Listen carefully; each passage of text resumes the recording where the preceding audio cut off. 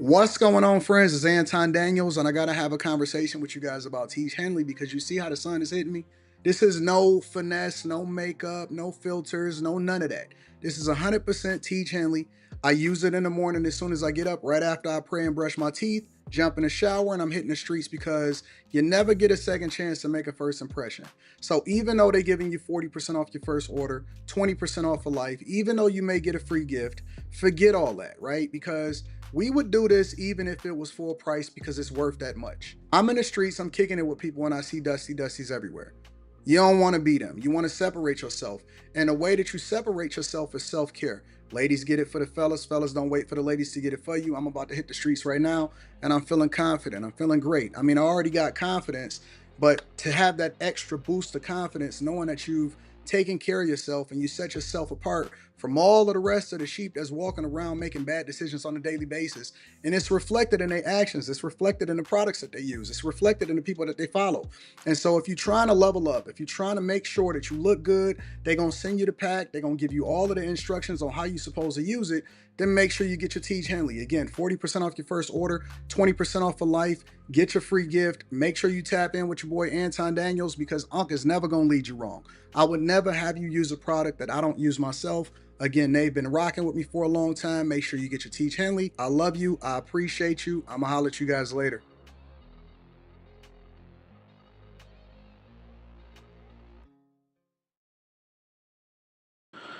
What's going on is Anton from AntonDaniels.com. I appreciate you guys for continuing to rock with me. Thank you for tuning in for another edition of the Millionaire Morning Show. I'm your host, Anton Daniels. It is Tuesday, December 10th, 2024, year of our Lord. Give yourselves a round of applause for being here another day, another opportunity to do great things. What's going on, friends and family? Hopefully, y'all enjoyed the show last night. Enos Luby says that show was wild. The show was absolutely crazy and it was wild. It was entertaining. It was a lot to take from it. It was a lot to get into, and it's a lot for us to get into today. So, I have a phenomenal show lined up for you guys today, and hopefully, you enjoy it. Um, I got some business to take care of this afternoon and tomorrow morning, or tomorrow afternoon, rather. So, what we're gonna do is let's get a little bit of the housekeeping out of the way. First of all, I want to say I appreciate my dog Mike, that dude. Shout out to you. Shout out to Mike, that dude. I also want to give a shout out to ESDC and Shamira McKay. Shamira says, Anton, do you play chess? I do. I do. I play chess. I've been playing chess since I was like 8, but I've been playing competitively since I was more like 16, 17 years old. So, one of the things that I really gotten into is throughout my life, tournaments, blitz, all of Kingsmen. I used to go to all of Kingsmen Chess Club over in, I believe it was Madison Heights on the east side in here in Michigan. And I've been playing competitively for a long time. Interestingly enough, that's a phenomenal question, Shamira. Thank you, and thank you to everybody that hold me down on Cash App and ask these questions on a daily basis. I am probably the most competitive person that I've ever met outside of my daughter. Outside of my daughter, I'm probably the most competitive person that I've ever met in my entire life.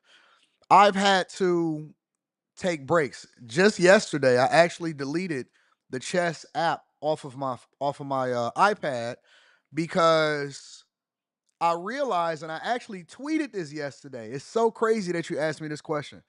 I tweeted this yesterday, or I, put this up on X, and I said that I hate losing more than I love winning. I hate losing more than I love winning.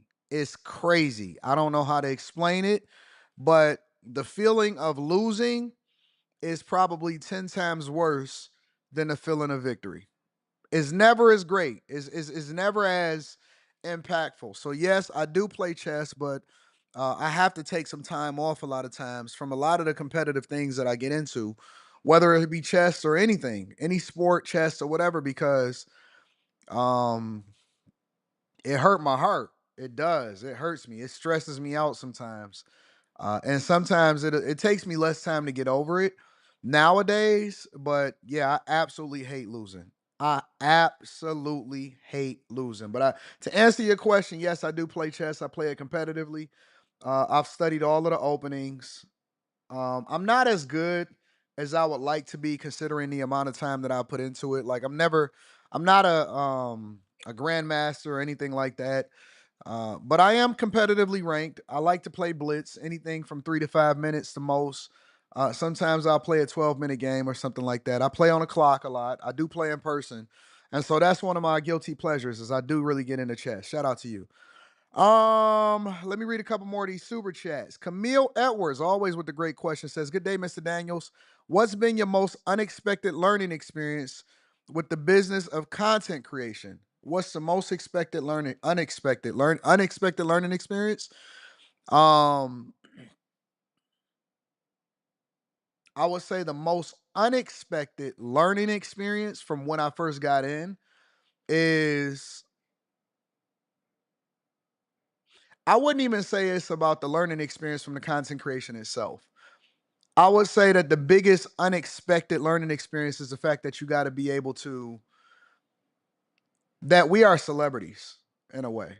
In our own small little space, we're no Beyonce, we're no, Coldplay or nothing like that. But the fact that people really, really do, um, this is see, all of my answers is not gonna be what y'all expect it to be.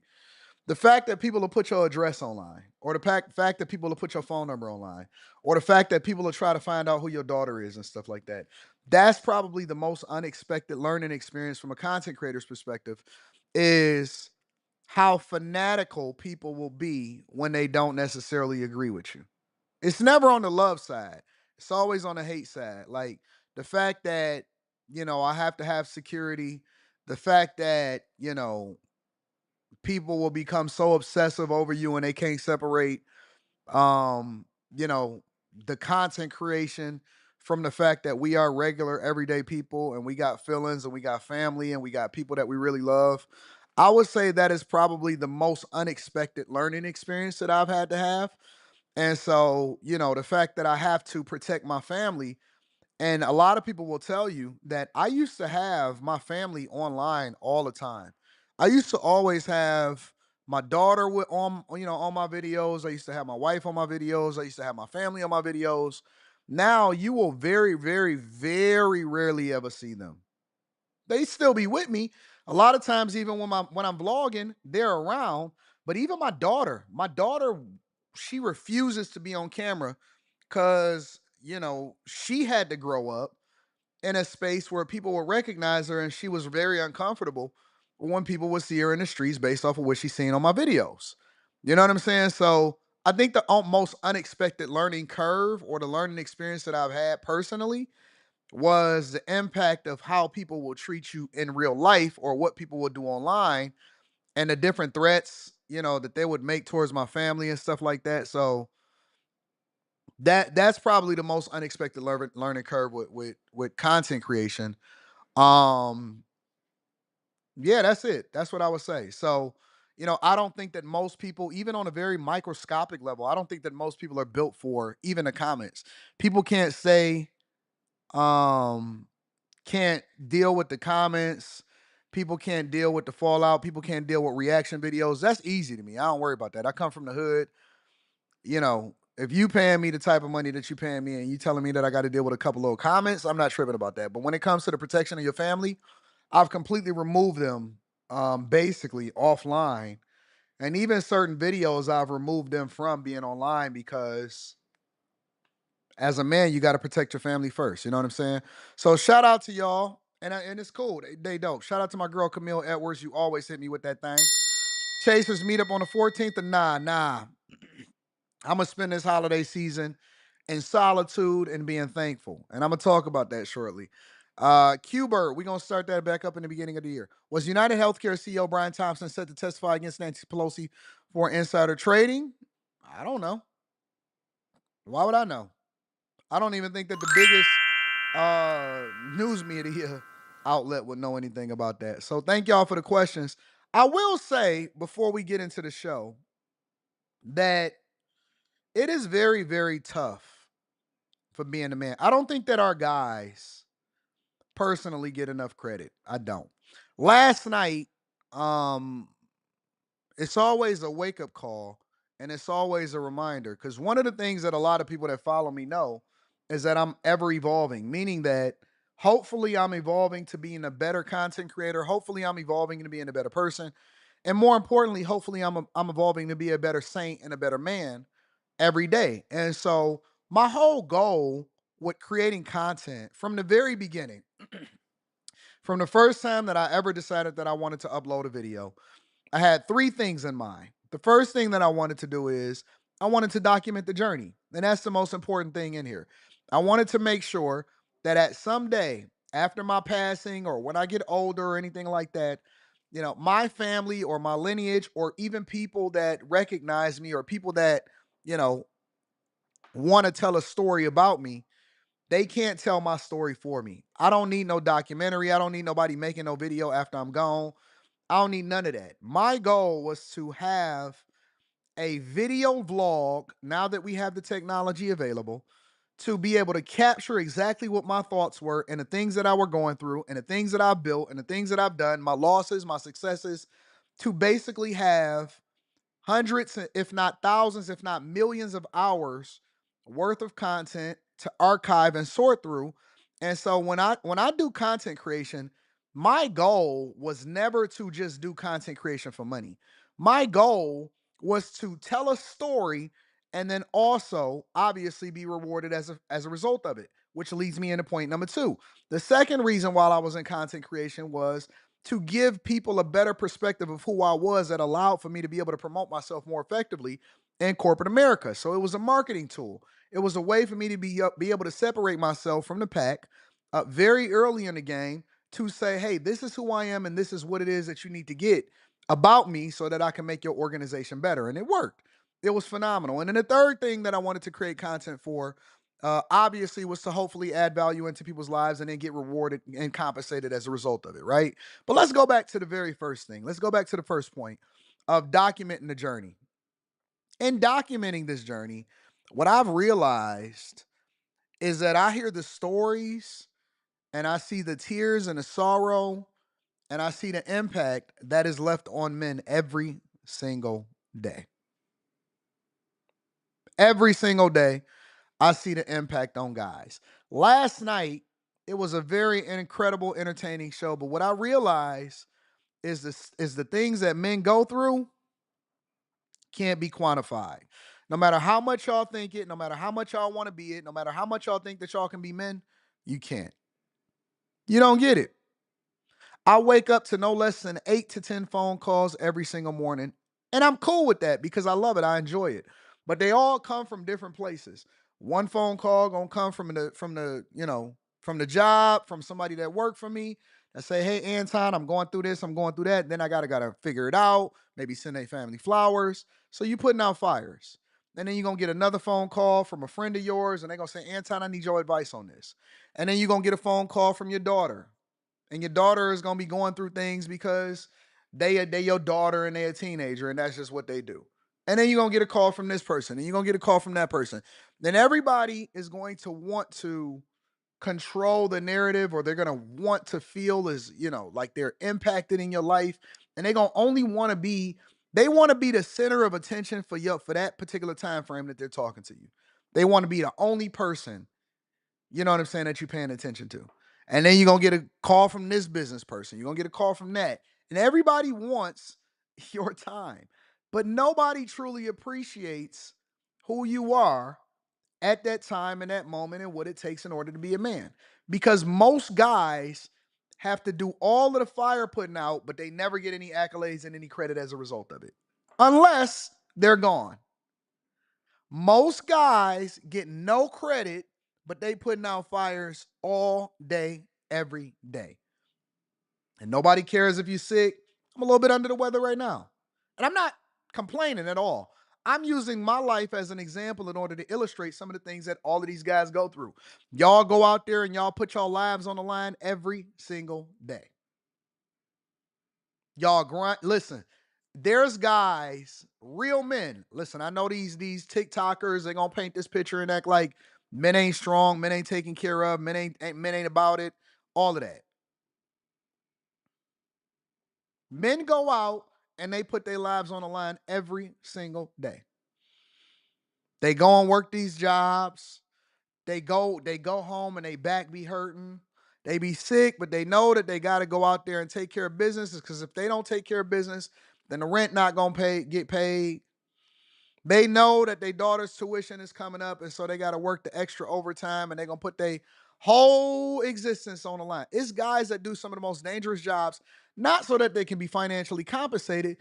If a guy had the choice to take less money, most men take less money, be safer, live a longer life, versus risk it all and do some of the most dangerous jobs in order to make sure that their family is truly taken care of and protected, they usually will risk it all. Most men I know. Most men I know will risk it all. They're not doing that for them. What society and what women have to understand is that when men make the sacrifices that they make, 95% of the time and 95% of whatever it is going on is for everybody else. It is not for them. When we go out and we work all of these hours, and even when you see me and you say, Anton don't miss, Anton take care of business, Anton on top of things, that's not all for me. We put the whole world first. We sacrifice ourselves on the battlefield. We sacrifice ourselves as police officers. You think these guys actually love being police officers? Do you think that people that put on that uniform and know that the majority of the country is going to hate them just because of the uniform that they put on, but they don't necessarily, you know, they're not making a lot of money? Most police officers don't make $100,000 a year. They kicking in doors, taking drugs off the street, protecting people, the first responders. And you know what they get? Hate. You know what they accept? Their fate. You know why? Because they do what they got to do in order to make sure that they do their part in society. It's guys every single day. I look at some of the hyenas that was on the panel last night, and we're gonna talk about it on after hours. I look at the look at TK. I love the chat because y'all always my co-host. Well, the men in America today, I ain't gonna hold you, not really on what you speaking on, they should be. How would you know? You talking to the ones, or you looking at the ones that's the loudest in the room? Most men ain't even talking on social media. They just going out there and getting it every single day. How can you make us a monolith? Should I compare women? Should I say all women are a reflection of what it is that I seen on the panel last night? Should I? Real talk. I'm telling you, most men take care of their children. Most men trade in their lives. Most men are quiet. They going to get it. They taking care of business. They don't complain about it, but they just want peace. They genuinely want peace. And so I'm always amazed when people say some of the stuff that they say, because they do the jobs that y'all don't want to do. I'm looking at these guys in these cranes, and these cranes are swaying back and forth with the wind. It's anchored into the ground. I see the same guy. I'm looking at him right now. I'm sure he can see me pointing at him. I look at this same guy. It's not a different guy. He climbed up this ladder that is higher than the top of this building, that's above 25 floors, and he get in that crane and he be in there, wind, snow, sleet, fog, all of that. He jump into that crane. This guy right here, let me show you. This guy right here, he is in this crane he right there. He climbed all the way up from here. In the thick of the night, he climbed all the way up and he jump into that crane. It's another one that's right there. He in that crane right there. I look at these guys every single day. Every single day I look at these guys. Honest to God. And people they expect for them to be there. They expect for their power to be on. They expect for, if it's raining outside or if it's a tornado or a hurricane, why ain't my power all the way? Look, he's turning the crane right now. He's literally turning the crane right now.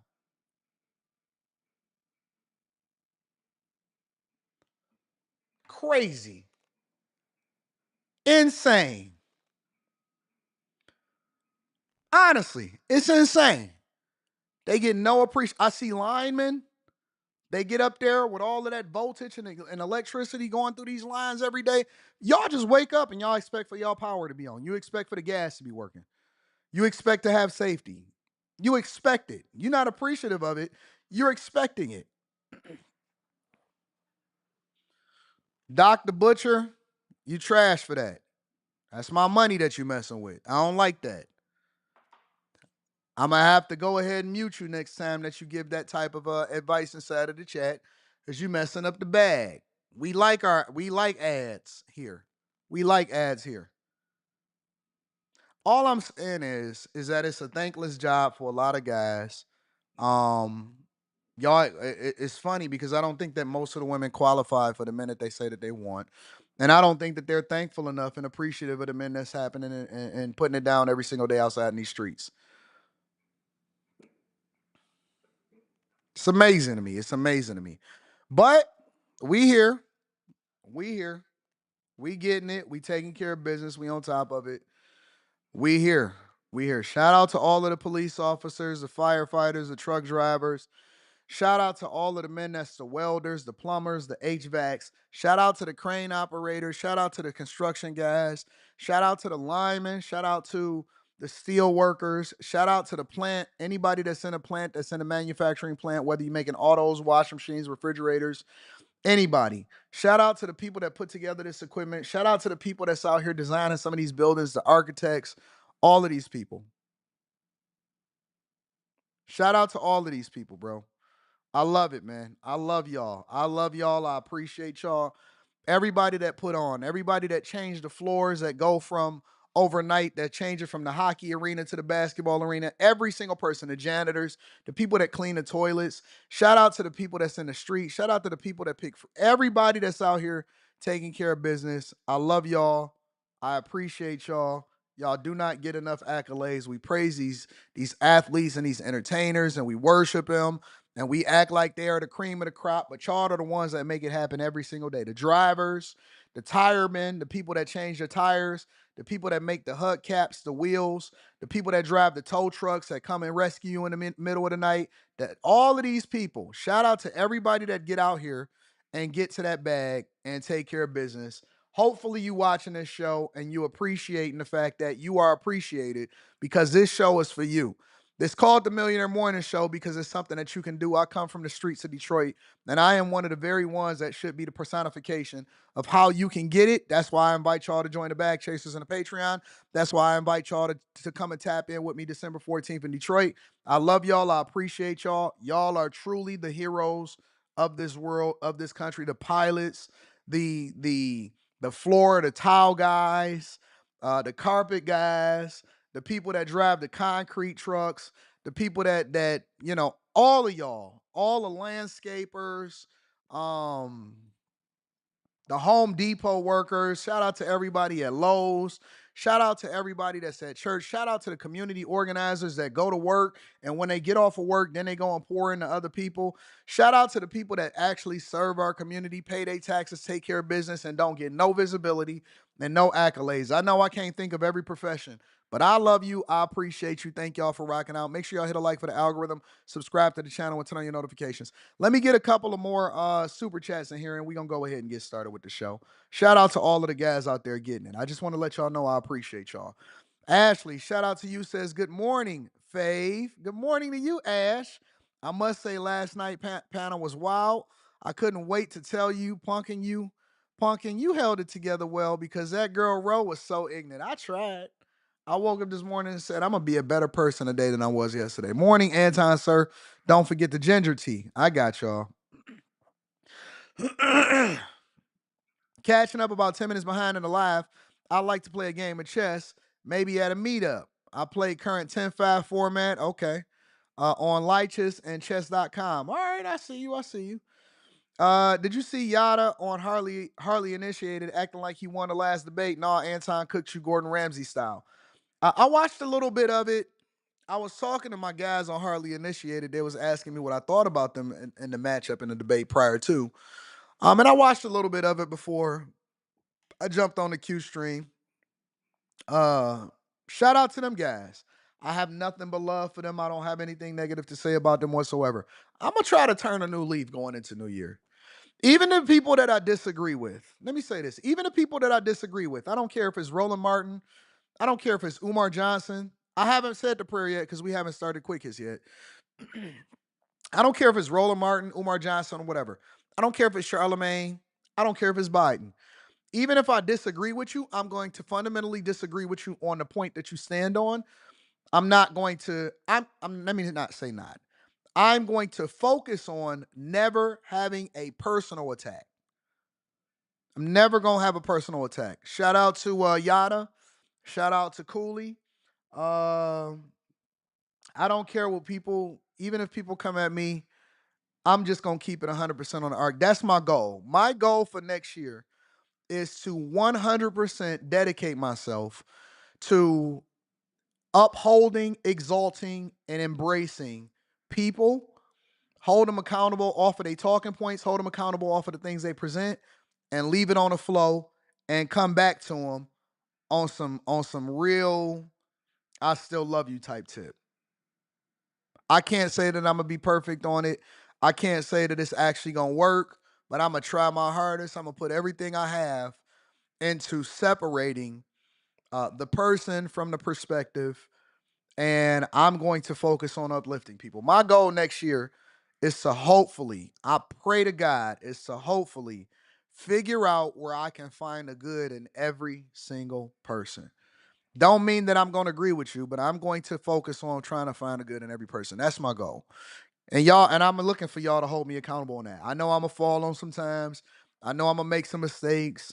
I know that I'm going to be off, and I might even crash out a few times because, I'm an emotional person and I'm passionate about what I stand on.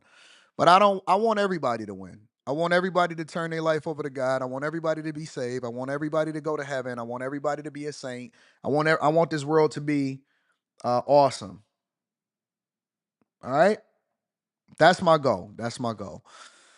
Let me read a few more super chats. Shout out to them. Shout out to them boys on Hardly Initiated. I know they just trying to get their money up. I feel them. 90% of women are like the brick lady. I don't believe that. I believe that most women have it in them to be better than they are. Miss Crow T. Shetty says, thank you. I thank you for the super stickers, Miss Crow T. Shetty. Brick lady last night, I'm a PhD in rage quiz. Well, we going to pray for that lady because I think that she can get her life together. Shout out to my fellow utility locator. Shout out to the utility locator from Green Monsters. Wyatt says, damn, now I have to go look at last night's show. It was wild. It was wild. Buckle up, Buttercup. Please pray for my Cowboys. Laziness white last night is why I get up at 3 a.m. to watch here in London, building my empire brick by brick. Shout out to the Cowboys. Appreciate you, Anton. I appreciate you too, Latrell. Rico Champion said, yo, last night's show was rough. I thought you were going to rage quit on your own panel like 5 times. Please put tariffs on the hyenas mics. How they steamroll the whole conversation is crazy. We going to get them together. Special thanks to you, AD, for highlighting it today. Brother worked all day. Last night came home, cooked for my family, and still put in work for the corporate meetings for next day. Peace and love to all. Peace and love to all. Shout out to y'all. Appreciate you for the super chat. SRT Zoe says you should have debated Dr. Umar because I like both of y'all. And both of y'all can make a good point. Well, listen, God bless the brother Dr. Umar Johnson. I hope that all is going well in his life, and I hope that everything works out for him. I'm going to just leave it at that. All right? Y'all ready to get started with the show? Let's get started. Lord, we ask you to come before us and word our mouth, guide our footsteps, give us everything that we need in order to be successful. Bless us to be entertaining, but at the same time, bless it to be edifying, and that we find the medicine inside of the candy. We become better people as a result of it. We get our day started off beautifully so that we can endure through whatever it is that comes at us, because life is 10% of what happens to you, 90% of how you react to it. We ask for everything, all of your blessings, everything. We know it rains on the just and the unjust, and it doesn't mean that just because we righteous that we don't have to go through things. We ask for everything in Jesus' name. Amen. All right, y'all. Y'all ready to get started with the show? Let's get started with that good energy. Hopefully, I can take y'all through y'all day over the next couple of hours. Make sure you hit a like for the algorithm. That show reasonable price of admission coming into the show. Also, on top of that, Tiege Hanley, 40% off your first order plus 20% off of life. And then last but not least, make sure you guys tap into getting your tickets. Come and see me in Detroit, December 14th. This weekend, it's gonna be awesome. I love you. I appreciate y'all. Let me see what else we got. Any more housekeeping? All right, whatever. Let's just go ahead and get to it, y'all. All right, first things first is Quick Hits. Quick Hits is a segment of the show that we don't necessarily think we need to dedicate an entire segment to, but we definitely want to keep y'all in the loop of what's going on in these streets. First things first, in Chicago, 2 robberies within an hour in Chicago. Check it out. Into news breaking overnight, Chicago police investigating 2 armed robberies, both in the Westtown neighborhood. A man was hurt in one incident. Mugo Digwe is live outside Chicago Police headquarters with what these cases have in common. Good morning, Mugo. Good morning to you, Dana and Audrina. So Chicago police say the first robbery involved 4 suspects. The second had 3, but in both of those robberies, we know the suspects got away in a dark-colored sedan. Now, that first robbery happened around 8:30 last night near Iowa and Washtenaw in Westtown. Police say a 42-year-old man was walking on the sidewalk when 4 suspects got out of a dark-colored sedan. One of them had a handgun. They hit the man on the head with the gun, and they took his belongings before driving away in the sedan. Police say the victim was left with injuries to his head and was taken to the hospital for treatment. Then less than an hour later, just before 9:20 last night, police tell us a 67-year-old man was out just walking his dog on Chestnut and Elizabeth, and he was approached by 3 male suspects. Those suspects also got out of a dark-colored sedan, and one of them was armed. They took the man's belongings and drove off in the sedan, but this time the victim was not hurt. Right now, Chicago police have not said if those 2 robberies from last night are connected, but we know no one has been arrested. Well, listen, y'all can't depend on the police officers or the police department to protect you. They are there to respond. They're not necessarily there to prevent. We also know that ShotSpotter was removed from Chicago, so it's very, very difficult for y'all to be able to protect yourselves. But I don't know what the gun laws are in Chicago, but if you can get your CPL, your concealed pistols license, conceal and carry legally, and don't get caught slipping because they don't care anything about you. They don't care about your stuff. They don't care about your dog. They don't care about your cars. They will carjack you, rob you, and keep it moving and act like they never seen you. They will forget you tomorrow and won't be thinking twice about you. All right. So in addition to that, on Quick Hits, insurance companies are pivoting and changing course on how much anesthesia that they will be administering to you, or whether or not they would cut off the anesthesia during a surgery. Check it out. An about-face tonight from Anthem Blue Cross Blue Shield, reversing its plan to put time limits on anesthesia care in 3 states. An idea blasted by doctors. I would love to have a one-on-one talk with the person that thought this was a good idea. And policymakers. I think the outpouring of concern that I heard from my constituents was just shock. Connecticut Comptroller Sean Scanlon runs the largest healthcare plan in the state. It's not in the best interest of the patient to cut off their coverage for anesthesia in the middle of a surgery just because it's reached some arbitrary time limit. New York Governor Kathy Hochul called it outrageous. Dr. Gregory Levitin is a vascular birthmark surgeon. Is this even workable in surgery? All right, what is it? A vascular birthmark surgeon? Is that what she said? The vascular birthmark surgeon. Is this even workable in surgery? I don't see how this could be applied across the board. Anesthesiologists do not control the amount of time that is spent under anesthesia. A surgeon who is well trained has a protocol or step-by-step process for performing a surgery.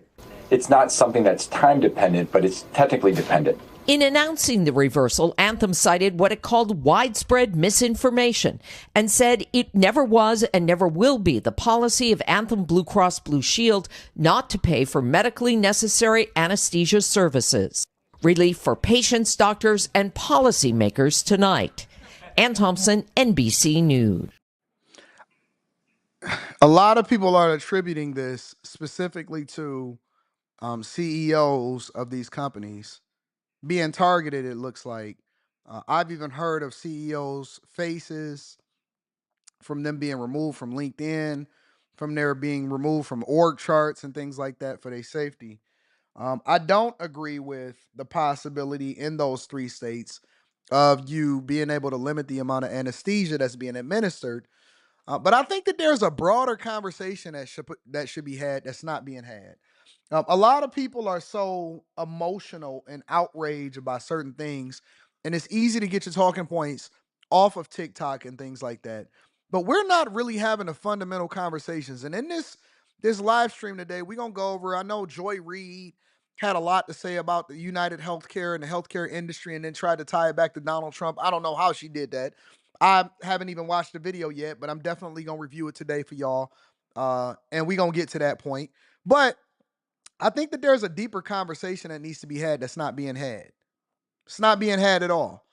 And what I mean by that is the cost of healthcare. What is driving up the cost of healthcare?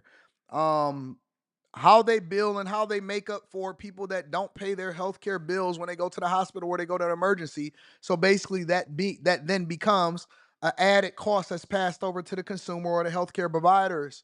How healthcare can ruin your life if you don't pay a healthcare bill.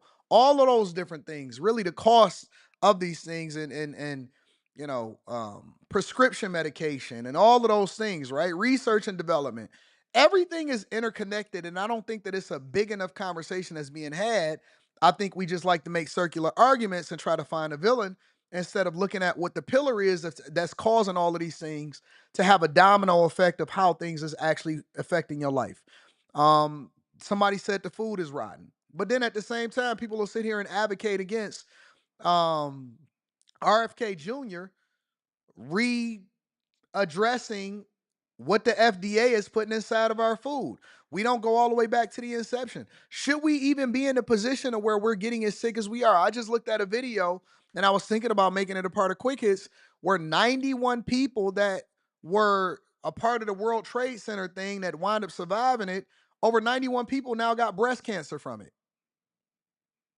You see what I'm saying? The standards that we use in the construction materials, the food, the type of foods that we put inside of our body, and the Food and Drug and Health Administration and all of that stuff, right? So it's not just saying, oh, okay, healthcare insurance, providers, hospitals, doctors.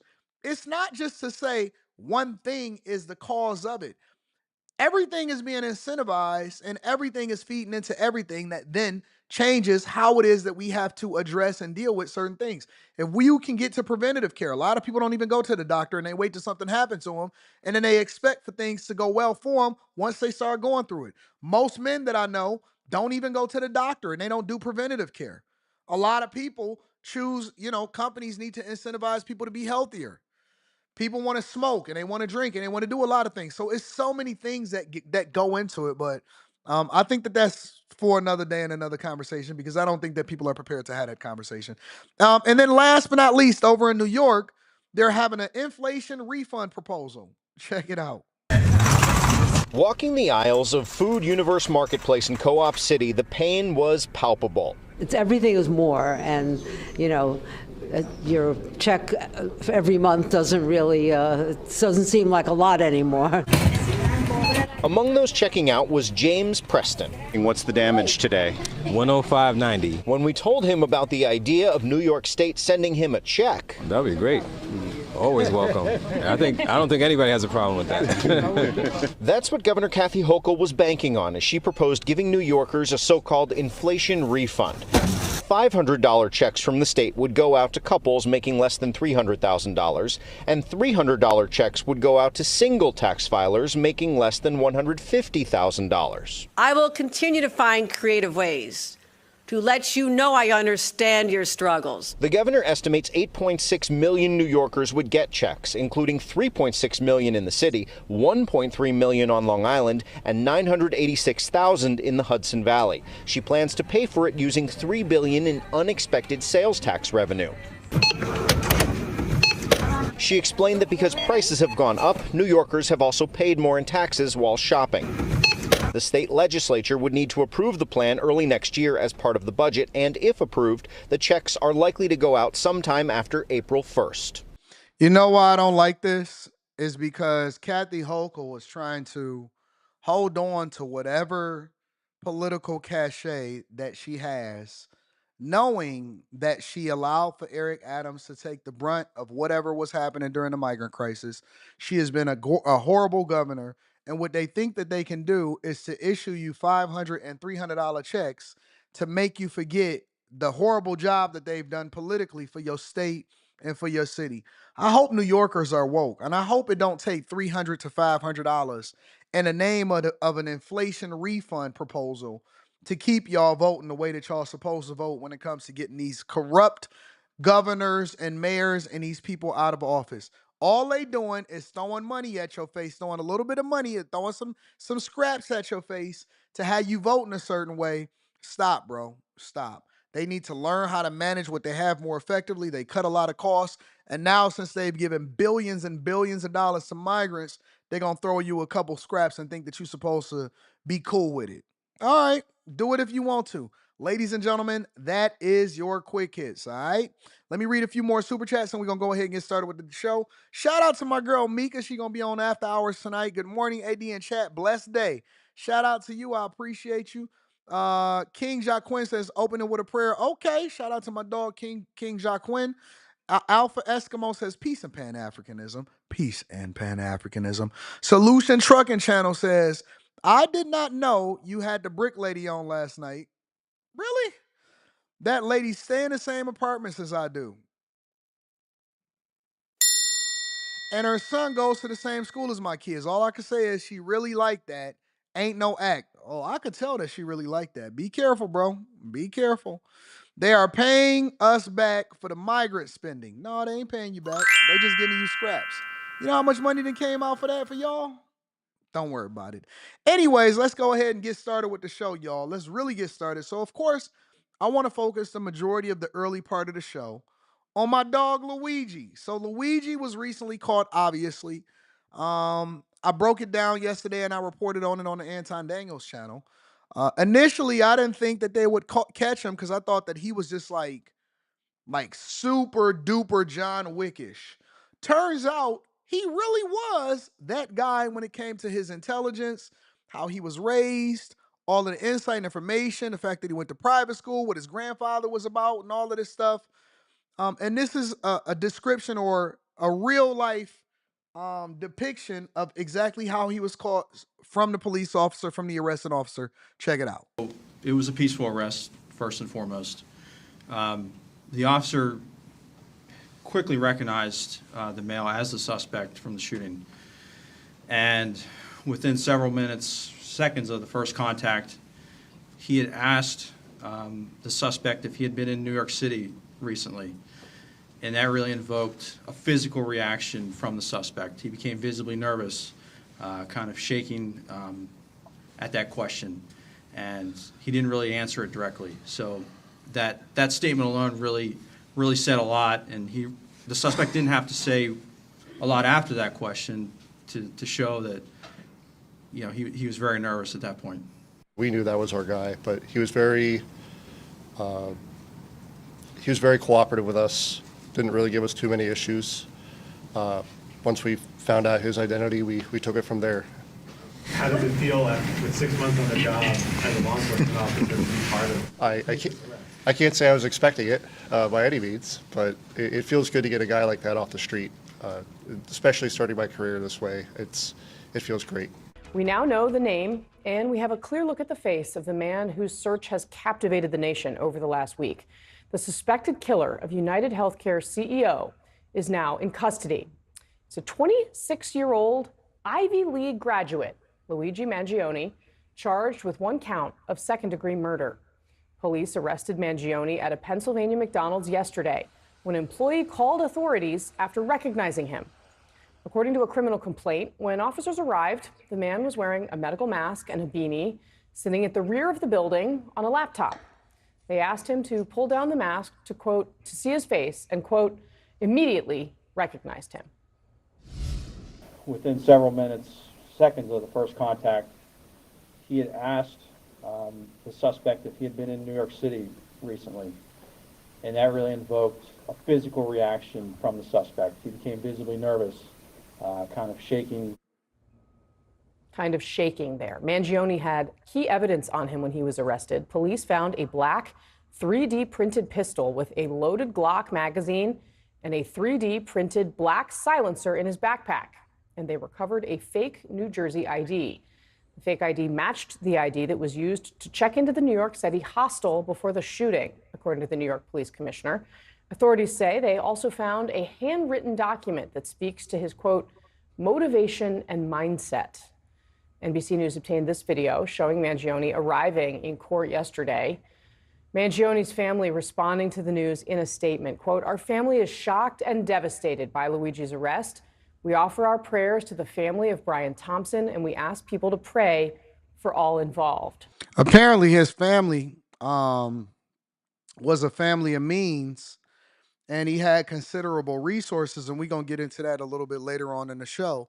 But it's got to be disappointing. It's got to be very, very disappointing as a family, as a father, as a mother, to put this level of resources into somebody, and then they go off and create a manifesto and get so upset at an industry for whatever reason, and then they go off and they do something like this, only to be gone forever. You put a considerable amount of resources into this person. And so that's why a lot of times I tell people that they need to pray for character, because all of the people that's sitting here saying, oh man, free him, or I've seen people starting to sell t-shirts with his face on it and stuff like that, and they're profiting off of it and all of that. Guess what? 2 weeks from now, he won't even matter.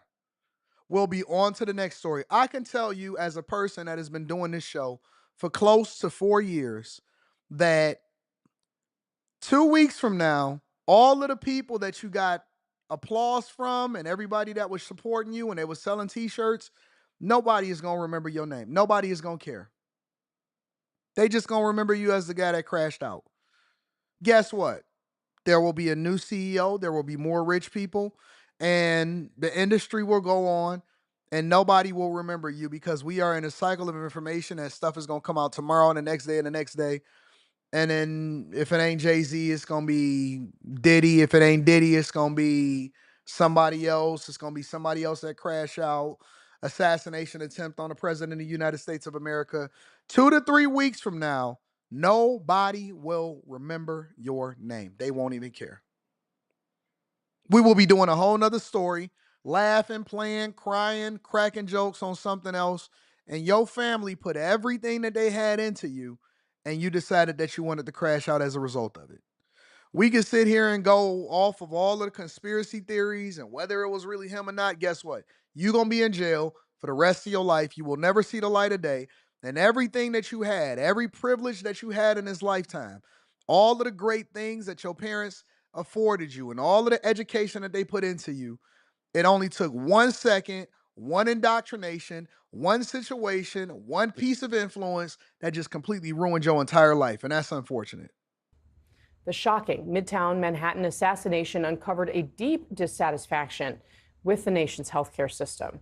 According Somebody to said his YouTube said wait till December 11th. Guess we'll see. Well, guess what? I did a little bit of research and I found out that's just a copycat. That's not even his YouTube. So, people are capitalizing off of it. That's not even from him. And if you don't think that the FBI or YouTube or Alphabet, which is the parent company of YouTube, knew that that was a copycat site way before you sitting here typing it to me in the chat, if you think that they don't have the capability to be able to tone that down, they can get rid of Fresh and Fit immediately, you a fool. Right. So you think that Alphabet, the parent company of YouTube, that they would really let that happen if that was his real page? You think that they would let that air? Come on, man. Listen, I would like for y'all to do some critical thinking. I would really like for y'all to do some critical thinking before y'all type. Just think about what you're going to say. Think about what you're going to say before you say it. Regardless of what we think about him, think about how that plays out. So YouTube don't know. They didn't review the video. It's not scheduled, none of that stuff. but they just gonna let that happen, right? They gonna risk their platform with all of the visibility. They already being sued by the Department of Justice trying to break them up as a monopoly, and you think that they will let that happen, right? Gotcha. Let's continue. Roommate, it's something that Mangione was in the middle of navigating himself. I can't even upload a video without it. If it got certain people in it, if it got the name Daniel Neely in it, YouTube want to review it before they even let it fly. I get the yellow, and then they got to review it to make sure, oh, did you say anything crazy? Did you put that footage up there? It's automatic flags on this junk on certain people's names, and you think that they would just let that fly, right? Gotcha. He said he had a back issue and he was hoping to get stronger in Hawaii. So he's always focused on trying. When he first came, he went on a surf lesson with other members, and unfortunately, just a basic surf lesson, he was in bed for about a week. I know he was really focused on being strong and healthy, but it also weighed on him that he knew that there was an impending surgery. I knew he was going to have a surgery, so... Let me rewind this. They found all of his classmates, all of his former roommates. I remember he said he had a back issue and he was hoping to get stronger in Hawaii. So he's always focused on trying. When he first came, he went on a surf lesson with other members, and unfortunately, just a basic surf lesson, he was in bed for about a week. I know he was really focused on being strong and healthy, but it also weighed on him that he knew that there was an impending surgery. I knew he was going to have a surgery, so earlier this year, I checked in with him. He confirmed that he had surgery, and he sent me the x-rays. It looked heinous with just giant screws going into his spine. All right. So he was mad, allegedly, according to his former roommate. He was mad because of the healthcare services that he had received. And I'm just putting the pieces together based off of what's being communicated and what's being corroborated by all of the people. So he was pissed because he didn't like the fact that his healthcare services wasn't adequate according to whatever it is that his standards were. And so he got pissed about that. Joining us now is former supervisory FBI Special Agent Scott Duffy. Scott, good morning to you. Thank you so much for being here.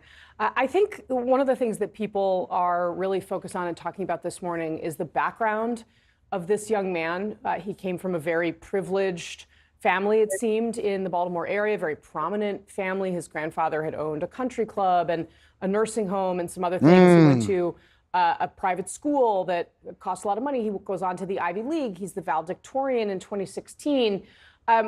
What do you understand when you think about the profile here? I mean, the one, of course, thing that stands out is that he seems to have broken contact with his family about 6 months or so ago, although the timeline, of course, still being nailed down by authorities.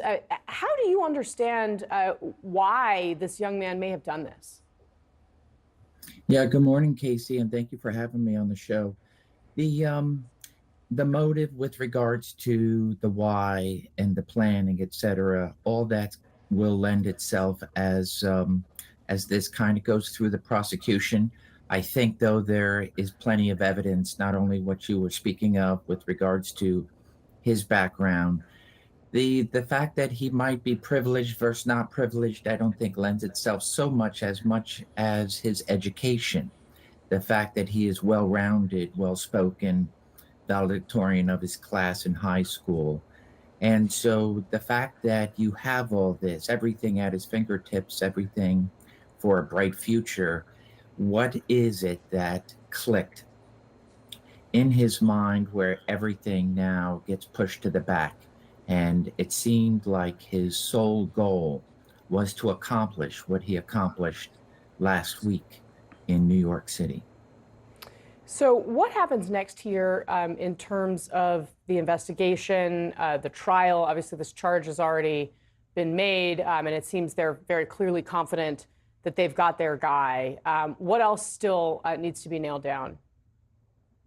Yeah, so New York City is resting a little bit with regards to spending countless hours, probably no sleep for many of these detectives, because they needed a name and they needed a location in order to arrest him.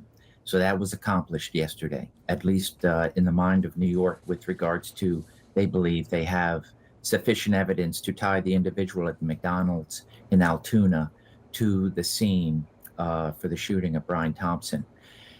in my world, this is where we say now the work begins. It is a tremendous amount of work with all the different units in the police department and, of course, all their law enforcement partners. You have your bosses that are constantly at your desk, probably saying, "What do I, what do you know, what can you give me?" Now it's the prosecutors. Now it's the evidence. It is tying Luigi Mangione to the crime scene, to unmask that individual, to put that gun that was recovered at the McDonald's to the very gun that shot those bullets into Brian, and being able to ensure there's no gap between the individual when he arrived in New York, all the days leading up to the shooting, and then, of course, the 5+ days that he was on the run, and being able for law enforcement to go through each and every spot, location, anywhere that he might have stopped other than that McDonald's. So now they have those 5 days of gap to fill in and ensure that all the evidence speaks for itself. How big of a mistake, sir, for this person, for Luigi Mangione, was not getting rid of the gun in his possession? That detail seems to be a little bit surprising. Obviously, NYPD detectives had been saying they were looking for it in Central Park, for example. Yeah. Yeah, they had dive teams and everything going on. These are the questions in my mind and in all of society where, so now this has been on the news day and night, and law enforcement has been looking to put a name to a face. And then for this individual, not only, think about it, what we have, most of our photos are of him with some sort of masking, whether it be a medical mask, this scarf that was on him, at least a similar one, and then having his weapon. I think the key here is astute law enforcement, a fantastic call into 911 by whoever it was at the McDonald's. And then ultimately, I think what nailed it was the fact that he used the very New Jersey I got you. I get it. This guy's very, very, very slow to talk. Obviously, we knew he had no future in content creation because this guy is very slow and long-winded. Anyways, as a person from Detroit, I took this a little bit differently, right? I look at it and I say, ain't that crazy? Because everybody else is all consumed with the fact that, oh my God, I can't believe it. He grew up in an Ivy League household and all of this other type of stuff. I don't look at it like that. I look at it completely different. And the way that I see it, I say, man, I can't believe that this guy, the way that they was able to get his photo was because he was flirting with a chick and he decided to pull his mask down. He was flirting with, I can't get over that. That the only photo that they initially had from all of his interactions of going back and forth from New York for the 10 days that led up to him in New York, for the 5 days that they was on a manhunt for him, the only mess up that he had was that the dude, he pulled down his mask in order to flirt with a girl. And that's what got you caught up, big dog. That's what got you castrated. It also tells you that just because you have resources does not automatically mean that you are going to be straight. I also believe that he was radicalized with the easy access of information and the internet and stuff. You got to be careful who you surround yourself with and the type of information that you take in. I believe that people get radicalized every day. And don't tell me that they don't get radicalized because I see it happening on the internet. Y'all know the channels. Y'all know the people. You go down that path, you go down that rabbit hole, and then all of a sudden, bam. Next thing you know, you an incel. Bam. Next thing you know, you one of them women that think that all men is bad and you want to destroy all men. Bam. Then you become a Cynthia G follower. Bam. Then you become a Shira 7 fan. Bam. Then you start thinking that all men is bad, and next thing you know, you hanging out on tonight's conversations. Bam, something bad happens and you just become radicalized. I see people every single day not have no mind of their own. They forget everything that their parents taught them. And then somehow, some way, they get radicalized in a lot of ways. And you got to be able to snap. I mean, we've been radicalized when it comes to voting for the Democratic Party half of our life. How far-fetched is it for somebody to be radicalized? I knew people that grew up very privileged, and they turned out to be crazy as piss. And you be thinking to yourself, what the piss happened to them? I see people every day, every single day. Look, we got people that literally watch The View on a regular basis, and they agree with it. Look at Sonny Hostin. Look at Whoopi Goldberg. They crazy as piss, in my opinion. They give some of the wildest takes. Joy Behar, or whatever her name is. They crazy as piss, and it's like, wait a minute. Y'all been taken care of, and y'all been privileged y'all entire life. When did y'all start becoming so hateful and angry? I see women that ain't never had a man do nothing to them in their entire life. Next thing you know, they go down this dark path on the internet, and they radicalized. I see people easily finessed every single day. Every day. At the end of the day, he was Ivy League. He got great grades, but he's human at the end of the day. You don't know what happened to him.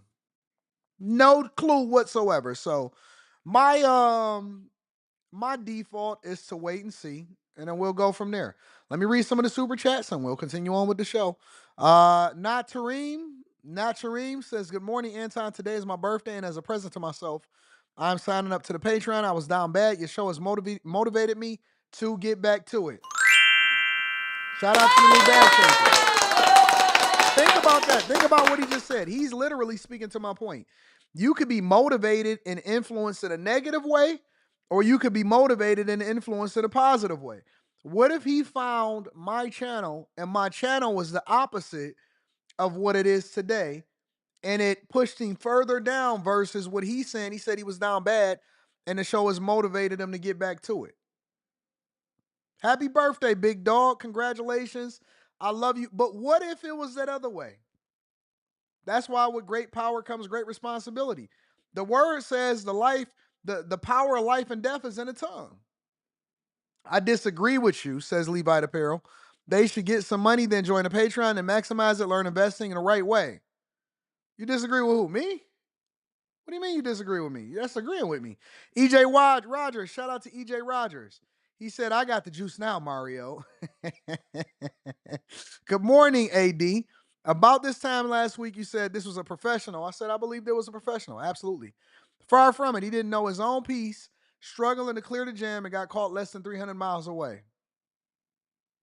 Okay. I agree with you. Jerry, my girl Jerry from last night, says this man comes from wealth and he could have easily gotten private insurance. The motive doesn't make any sense at all. I don't buy this BS story. Jerry, all y'all was crazy last night, all right? Tell me how I did life. I'm sorry. Tell me, how did I life? Shout out to my dog, Keyshawn. I appreciate you. Mika says McDonald's worker was on point. I hope McDonald's better get that money, that whatever the money was, whatever the reward is, they need to pay the McDonald's worker. Jerry says, I don't know if this has MK Ultra all over it. Hashtag, oh God, Jerry. Jerry. Don't do this to me, Jerry. Jerry, don't you do it to me. Anyways, make sure y'all hit a like for the algorithm, subscribe to the channel, and turn on your notifications. Let's continue on with this story. So one of the things that I was paying attention to is that all of his classmates are starting to come out to the front of the congregation and tell you all about him. Let's spend some time on it. But first, let's deep dive a little bit more into the summary of his background. Overnight in New York, Luigi Mangione was charged with murder in the death of United Healthcare CEO Brian Thompson. It comes after a multi-day manhunt led police to Altoona, Pennsylvania, where Mangione was taken into custody. Authorities finding 3 pages of writings which say, in part, frankly, these parasites had it coming. A senior law enforcement official briefed on the investigation confirms to NBC News. The writings also include a line that says, I do apologize for any strife or traumas, but it had to be done, the official said.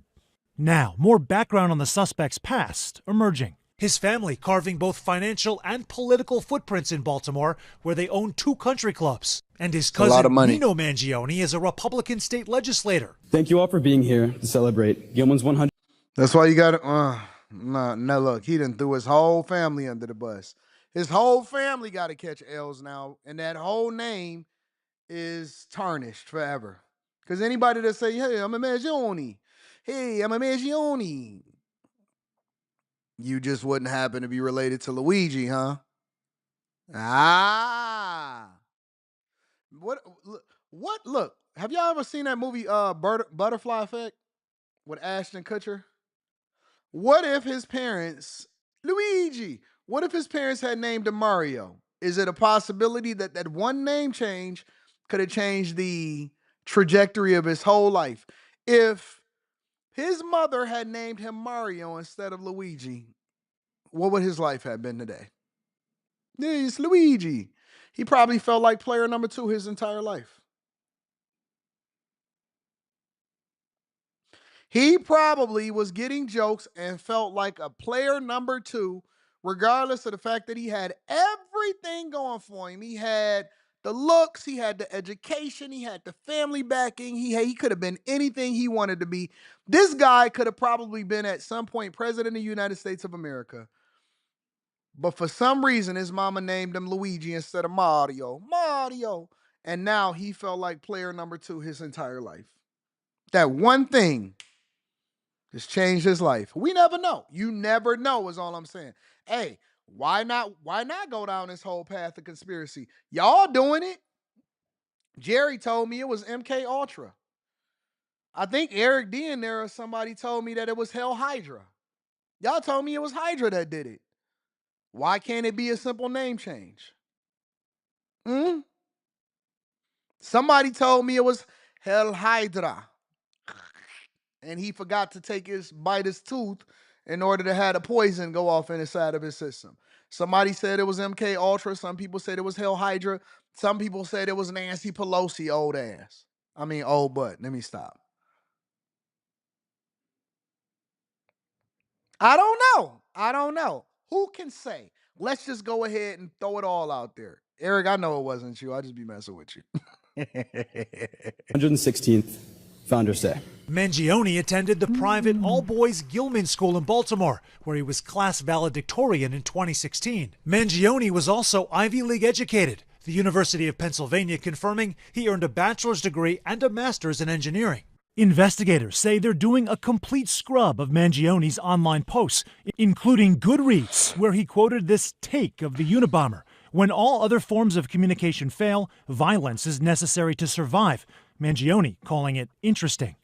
And a post elsewhere of an x-ray of a back. 2 senior law enforcement officials tell NBC News investigators are looking into whether it belongs to Mangione and whether it has anything to do with the crime. His last known address was in Honolulu. A friend from Hawaii told CNN Mangione struggled with back pain.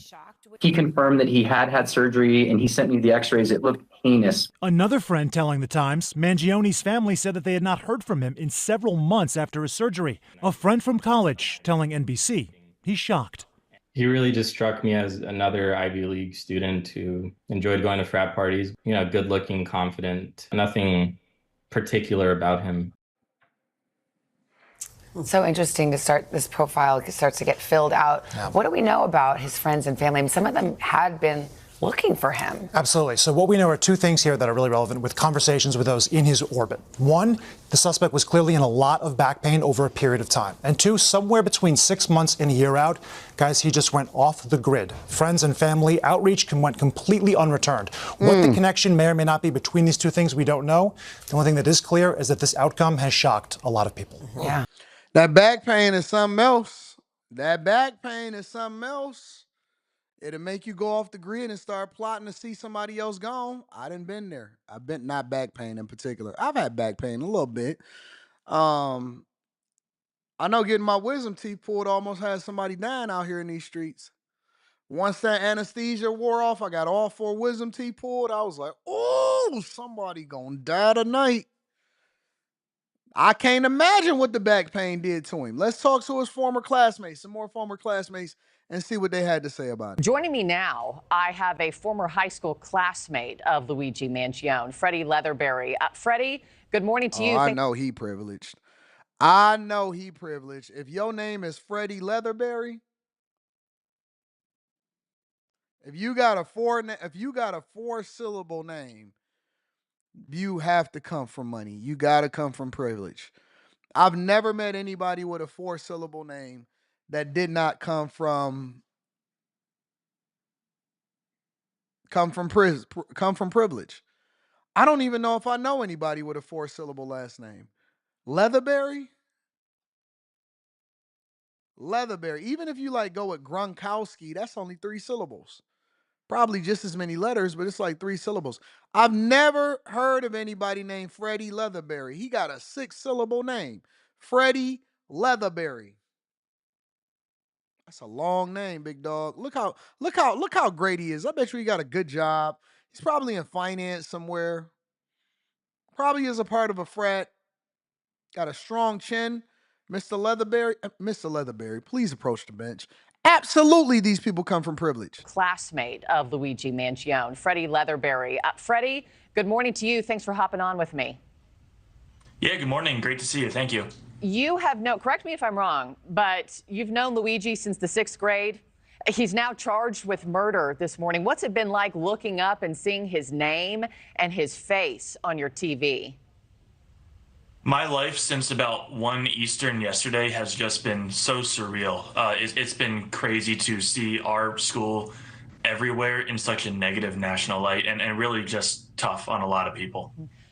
One of the first questions I thought about, when I knew I was going to have you on the show, have you been following this story for the last week, seeing this surveillance video and saying to yourself, I know who that guy is. I know those eyebrows. I know those eyes. I had been following the story just like a lot of people have, but nothing connected to me when I saw the surveillance footage. And that's so impressive to me that the McDonald's worker of all people who had never... Look how well he's speaking. And you know what? I'm sorry, listen, it's very impressive to know that the McDonald's worker, and don't get me wrong, I respect all workers, but it's so impressive that a person that was focusing on the order of other people was able to identify my former classmate who just so happened to be valedictorian. He speaks so well. So well. When I saw the surveillance footage, and that's so impressive to me that the McDonald's worker of all people who had never seen this person in his life picked him out of a crowd basically and said, I know that guy, he's the wanted guy. That to me is crazy, but I had never really drawn that connection. Now, after seeing the name applied and seeing the pictures again, I definitely do see that, though. Yeah, that McDonald's worker and witness putting to play the whole see something, say something phrase. The two of you went to a really small all-boys school. Were you friends back then? And what kind of person do you know him to be? We were friendly. We weren't in the same social circles, but quite friendly with each other. We shared a couple classes. He was everything that you could want in a high school student. He was so driven and smart and athletic, friendly, sociable. It doesn't seem thinkable that this is the same person. Yeah, and he was high school class valedictorian, right? I mean, Ivy League grad, engineering degree. So there's nothing about him that you remember that says, okay, I can kind of see that. Nothing. No, and I don't remember him being political at all. You could just have a conversation with him, and you really couldn't pick out either direction which way he would lean politically. It just so goes against everything that I knew about Luigi. Thanks for watching. Okay, so but that being said, I have another theory. Since we just throwing out a whole lot of theories out there, I got another theory. Maybe the theory is that he was so used to being at the top of his class and that everything on a regular basis was always going well for him, that he decided when things started going bad, maybe his parents didn't let him go through enough in his lifetime. And so when things started going bad, it went real bad. This is what happens when y'all have privileged children and you don't let them fail in controlled environments. Let me say that again for the people in the back. This is what happens when you have privileged children and you don't let them fail in controlled environments. Why can't that be the theory? Is that his whole life, he been a winner. Ivy League, boys school, valedictorian, winner. And at some point, at 26, 27 years old, He was about to be coming up to his high school reunion. And when they go and looked him up, when Freddie Leatherberry go and look him up and say, hey, man, how you doing? I'm a finance bro. Yeah, man, we've been traveling the world, and my father got me in here, got me in there, and he was going to be like, you know what, man? I just got back pain. I just got back pain. Thank you, love. I appreciate you. Thank you so much, Yvette. What if, honestly, listen, what if he was used to being a winner his entire life? And this year off, or this 6 months off, that he decided that he wanted to go and recover in Hawaii, that everything just went left for him. Everything went negative for him because he was so privileged that he never really went through anything. And so it was easy for him to just take his problems out on everybody else and crash out. Seen it happen. Not to this extent, but I seen it happen. I seen people be so concerned with what their future was going to be and how things was going for them that it was crash out season. See, y'all always think that it's going to be MK Ultra, some development program from the CIA that was developed the late 60s, 50s, 70s to get people to talk and to come up with some drugs that would weaken them, that would give them more confessions and all of this other stuff and whatever. What if he's just a straight up crash dummy, and that all of the things that he thought that he was, it came to a screeching halt once you had to figure out who the hell you was, and you didn't have no time to distract yourself with all of the money and the problems and the resources that you've been blessed with your entire life? What if at some point, because every man got to suffer, then every man got to go through it, and everybody got to deal with it. What if at some point he had to come to terms with who he was, what his life was, and he had to be accountable for the fact that he had to sit with himself, by himself, and realize that he wasn't the man that he thought he was, or he wasn't the man that he thought that his parents made him out to be?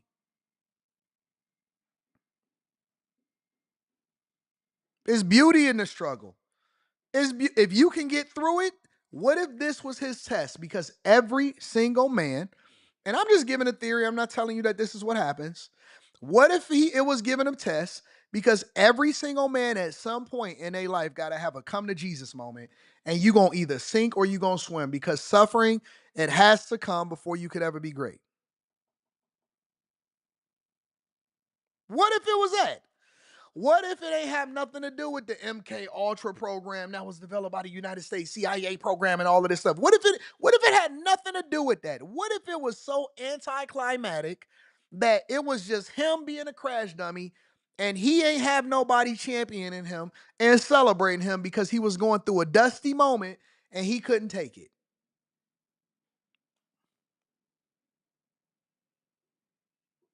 What if you couldn't hide behind mama and daddy's money anymore, and the minute that you had to stand on your own too, and you had to face some sort of reality because your injury forced you to sit down somewhere and take a moment with Jesus, that you decided to choose the devil? If we just want to go with a bunch of conspiracy theories.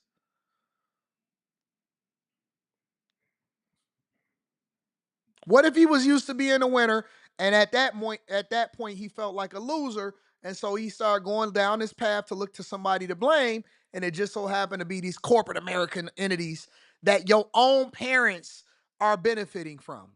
His own family members is in government branches, is elected officials, is controlling golf courses, is the very thing that he absolutely despises as far as corporations, and he decided to be a crash dummy. Because I don't think that the stories is any more sensational. I think that we look for that because we like to watch movies. We watch a lot of TV all the time. We always looking for a plot or a theme or something like that. But at the end of the day, what if he just a mother effing crash dummy and he just stupid? And y'all looking for a hero. Y'all looking for somebody to stand up for you when it comes to these corporations and the healthcare coverage. And he come from the very thing of it. His whole family is the one that blessed him with it. What if he just absolutely, positively is a weak-minded man, but he never really went through the thing that took him to the place that he was supposed to be to develop him, the character? I tell y'all all the time, pray for character. Don't pray for money, pray for character. Don't pray for success, pray for character. Don't pray for greatness, pray for character. Because character is the thing that's going to keep you where your talent take you. And you may not be built for it. You may not be all for it.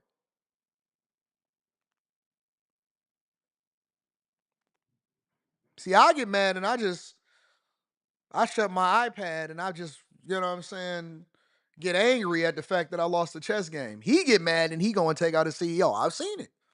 We've seen it throughout history. Let me read a couple of the super chats because I know y'all don't like it. Oh no, he gotta be a CIA agent. It's Nancy Pelosi. What's good, Anton, says Brian BK Kendrick. And the Bag Chasers. Make sure y'all tap into the Patreon link is in the description. I appreciate you. Courteous Contemplation says, Luigi is a very common Italian first name, but he wanted Mario. What if he just wanted Mario? What if it all started because somebody said, man, you a player 2 dude. All of that money, all of that education, your family gonna be disappointed in you, Mario. Luigi, and I just set him off. High Tolerance says, what's the NBA Jam without a player 2? He's on fire. Smooth Artist says Luigi had enough of being Mario in Mario's shadow. Fact, I believe that. Anton started sipping my coffee, you killing me. I just telling the truth. I just got to get to it. I got to tell it. If you see something, say something so that we can suspect you too. Ha ha ha ha ha ha ha. Said my dog behind the tire. Hey man, on one, you said you right about control the mind. You have to let your children go through it. When my daughter caught her first L's, or when she lose occasionally when it comes to a competition in Taekwondo, and her mama be wanting to go over there and baby her, and oh my God, Leslie, okay? I'll be like, no, let her be. Let her be. She'll be fine. She'll come out of it. She needs to know what it feels like to go through it and then to overcome it. You can't cry when everything happens to you. These is life lessons that got to be taught to her. Forget the medal. We care more about the fact of whether or not she actually is dealing with it accordingly. Because how's she gonna respond to it when somebody tell her no, when somebody turn her down for an interview, when somebody tell her that she not good enough to do this? Is she gonna cower? Is she gonna cry? You gonna go and pick up her tears? No. You know what I'm saying? When she get married one day, she can't come home and say, Dad, he did this, or Mama, he did. No, that's your husband. Go home. Go home. No, work it out. Figure it out. What happens, and this is why you need the right people with the right parents to give you the advice. Everybody not qualified to have a child. Everybody not qualified to give advice. What happens when her and her husband have a disagreement and then she say, oh, no, I don't got to take this. I can go. No, you can't. This is daddy's money. Go home and submit yourself to your husband and get your attitude together. And I'm not going to automatically take your side because I don't by default believe that you just right just because you said it. Are you mature enough? And this is the conversation that I was having with him on the panel last night. I don't by default just believe anything that a woman say, even my own daughter. I love her, but I know her and I know the nature of women. I know the nature of children. And so at some point, I have to be like, hey, what did you do though? No. Tell me the whole story. You know what? Work it out. Work it out. And so if y'all don't give them those life lessons early in life, that's what failing in a controlled environment do. It forces them to learn the lesson and take accountability. So when they face with real problems, they not crashing out in the real world because there's real consequences that come along with that. You baby them, you give them everything. I tell guys all the time, hey man, stop buying your son a car. Don't buy him a car. But what about the daughters? The daughter got the car. No, don't buy him a car. He got a different life ahead of him. It's not about equal. Don't equalize with your children. What you do for your daughter is going to be completely different from what you do for your son. Don't buy him a car. But I don't want him to go through what I went through. Ain't that what made you great? Ain't that what made you appreciative? It don't mean that he can't have nothing great, but it means he needs to work for it because he needs to understand what it means to only be dependent on himself because everybody going to be dependent on him and it's going to be completely different for the girl. I don't want him to go, okay, well then make him a sissy then. Make him sassy. Make him weak because you're not always going to be around to protect him. Make him Hunter Biden. Make him Fredo then. Because that's all he gonna be. He gonna be a mess up his entire life because you never forced him to take accountability for who he is. You never forced him to earn everything, and so he gonna be acting just like a little girl. He gonna be the one that's in the stands, directed. He gonna be the choir director instead of the church leader. He gonna be directing the choir with his hand like this instead of being the church leader. telling people what they need to do in order to make sure that they fix their life. Stop making these men weak. Stop thinking that just because they got good grades that that's what make them a man. No. The true measure of a man is doing what you don't want to do when you don't want to do it. Let me say that again for the people in the back. The true measure of a man is doing what you don't want to do when you don't want to do it. It's not about how you feel. It's not about whether or not you're in a privileged position. It's making sure you get up, you wake up. It don't matter if it's nice outside, don't matter if you're sick, don't matter whatever. We get up and we make it happen. We make things shake 24 hours a day, 7 days a week. We make things shake. We don't complain about it. We just don't want to hear you whining about it. And we want peace that comes. We don't even ask for nothing in return. We just take care of business. What happened when you go through stuff and you not built for it? You thought you was, but then things is all upended. Are you going to fold? Are you going to shrink? Because it's okay to have some moments of misstep. It's okay to have some issues. It's okay to have some problems. But after you get done pouting and after you get knocked down on your face, are you still going to be sitting there waiting for people to pick you up? Or at some point, do you pick up your balls and say, you know what? The world need me. The world needs me. Without me, that's how I feel in my heart. Regardless of whether it's true or not, I be thinking to myself, man, listen, if I don't win, the whole world fail. You got to have a different mentality, bro. Sometimes these people is just crash dummies. Sometimes these people is just crash dummies. It's just the facts, man.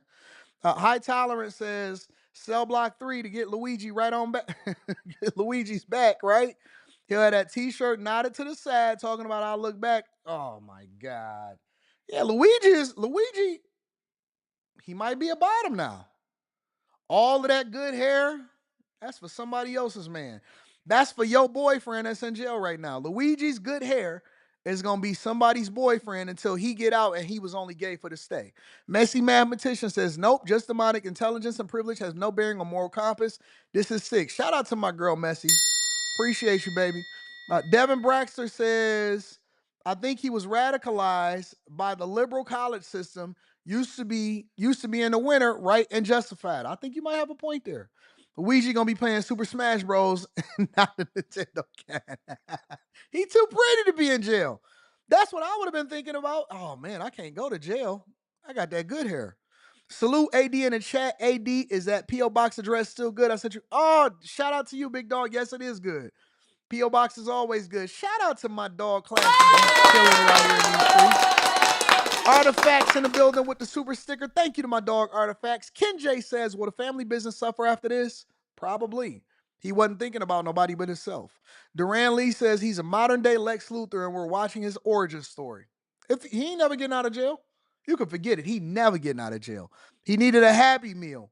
A Tweezy G says, shout out to you in the Bag Chasers. Spit nothing but facts. Hey, if y'all not a part of the Patreon, link is in the description as well as pinned to the top of the chat. All right, y'all, let's continue on. We hit on that a little bit enough. Let's go over into Daniel Penny. So, how many people in this chat knows that I am adamantly against people running in the Victim Olympics when it comes to racism? I am adamantly against everything being a race issue. Let me ask the people in the chat, because I think that the chat is my co-host. Do y'all think that every single thing, sometimes it's human versus human, sometimes it's man versus woman, but do y'all think that every time black people don't get their way, or every time white people don't get their way, or every time the Asian community or the Latino community or the Arabic community don't get their way, that it got to be race related? Shout out to Call Me Tazi. I'm going to read that shortly. I didn't even know that Black Lives Matters was still an organization. Who would still tie themselves to Black Lives Matters? Are y'all still supporting Black Lives Matters? Do y'all still give y'all monies over to them? Honest to God. I'm just trying to understand. Because I thought that Black Lives Matters was over.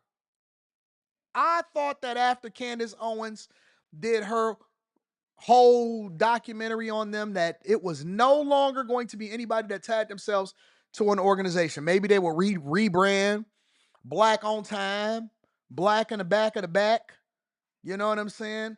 On the black hand side, I hate your black gums. Whatever it is that they decided to brand themselves, I did not think that y'all was still supporting Black Lives Matters. But, Black Lives Matters leader wanted to speak on a Daniel Penny verdict. Make sure y'all hit a like for the algorithm, subscribe to the channel, and turn on your notifications. Let's get to it. Do you not blame Jordan Neely at all? I mean, for what he did? He deserves no blame from your perspective, right? Did you hear the witness testimony? I'm asking you a question. Or are you cherry picking the ones? I'm asking you a question. Do you blame Jordan Neely at all for his conduct? If Jordan Neely was a white man, we'd be saying it was an opioid. Oh my God. I thought we was going to actually go through a video with some intelligent conversation. Why is the default if such and such was a white man? Y'all don't think that white people get choked out? Go and watch them police videos. One of the things that pop up on my algorithm all the time is I look at police videos. Y'all don't think that white people be getting handed they butts, getting beat to piss up? They know that they can't call the cops because there ain't gonna be no such thing as white privilege. They know. White people, listen, you know what I've seen personally, and maybe this is just the cop videos that I've seen. You know what I found? I found that white people can take a butt whipping. White men, oh man, they take a licking and they keep on ticking. They smash them beer cans in their head. They smash it on their head and they keep coming and they be high off meth or something like that. They take a butt whooping and they wake up in the morning, their body be sore, and then they do it all over again the next day. Hey, go and get me a Michelob Ultra. They get them a Michelob Ultra and they catch that. White men can take a baton to the head like I've never seen before in my entire life. That's what police videos have shown me. It's shown me that they are more tolerant of a police butt whooping when they deserve it than ever before. Y'all should go and watch some of those body cam videos. It's crazy. And the first thing that these Black Lives Matter activists say, as though they know all white people and every cop in the United States of America, they say that if he was a white man, don't y'all realize that white men is some of the most hated people on the face of this earth right now? Until Trump got back in office. They just take their L's. I dare ya. I dare ya. I got a home out there where everybody drive pickup trucks. And it be dirt roads. They used to getting their butts whipped out there. They used to it. Crisis. He was hungry. He was mentally ill. He had a muffin in his pocket. I wouldn't be if there were other. What about the witnesses? Let's play again, just so we're clear on the race. You don't like my Chewbacca sound? And he stayed there throughout the incident. Play the ones that fit the narrative. But what's the narrative? There's black women who were on the subway. It was mostly people of color on the subway. What about a white man during cross-examination who said that he was afraid of Daniel Penny, the one who poured water onto his head and said that he was afraid? He was a white man. Yeah, okay, so... What about the Latino man who was holding his arms? I'm not the one identifying everyone by race. You are. You're the one who keeps telling... Why? Why do you have to? There was nothing in this case. Because when you look at the FBI, when you look at when hate crimes happen, when you look at when injustice happen to black people, but let's agree. Don't get justice. Let's agree to some... Look, I'm going to be doing a segment later this week on a missing black woman who has not been getting nearly enough attention. Send it to me and I'll share the post. By the media. She's just so angry. She don't even let this man get a word out of his mouth. This remind me, listen, white men, let me tell y'all something. I experienced the same thing last night on the panel. I've been experiencing it for years. Trust me, if you think that black women that act like this, because black women are not a monolith, and I don't believe that all of them are like this, but if you think that this behavior is singular to you, we in the same boat, buddy. I got so much hate. I had a woman last night that told me, a man that employs, a man that surrounds myself with, a man that has a black wife, my wife is just as dark as I am, has a daughter, takes care of her mother, my wife's mother, takes care of my mother. I have a 78, 79% employment rate of women, specifically black women. I had a woman that told me that I hate black women last night. I said, what? What are you talking about? I make sure that I have women on the panel every single night. They get preference over the men. If y'all think as white men that y'all alone, y'all not. I promise you, y'all not. I get called all kind of names from the sisterhood. And it ain't all of them, because I think the majority of black women are cool. But I'm telling you, they ain't gonna let you get a word out, even when you support them. I tried to prevent a woman. Hey, check this out. I tried to prevent a woman from doxing herself and making herself look bad and getting negative comments, and I got held accountable for it. I said, hey, don't make it personal. Don't tell your personal business. Don't throw that out there. Hey, listen, y'all, let's just keep it general. When we talking about sensitive subjects, let's keep it general. Let's not personalize it. We don't want to do that. Y'all can have conversations off camera, but on camera, it's a lot of people watching. It's over 4,000 people watching. Be careful, ladies. You know what they said?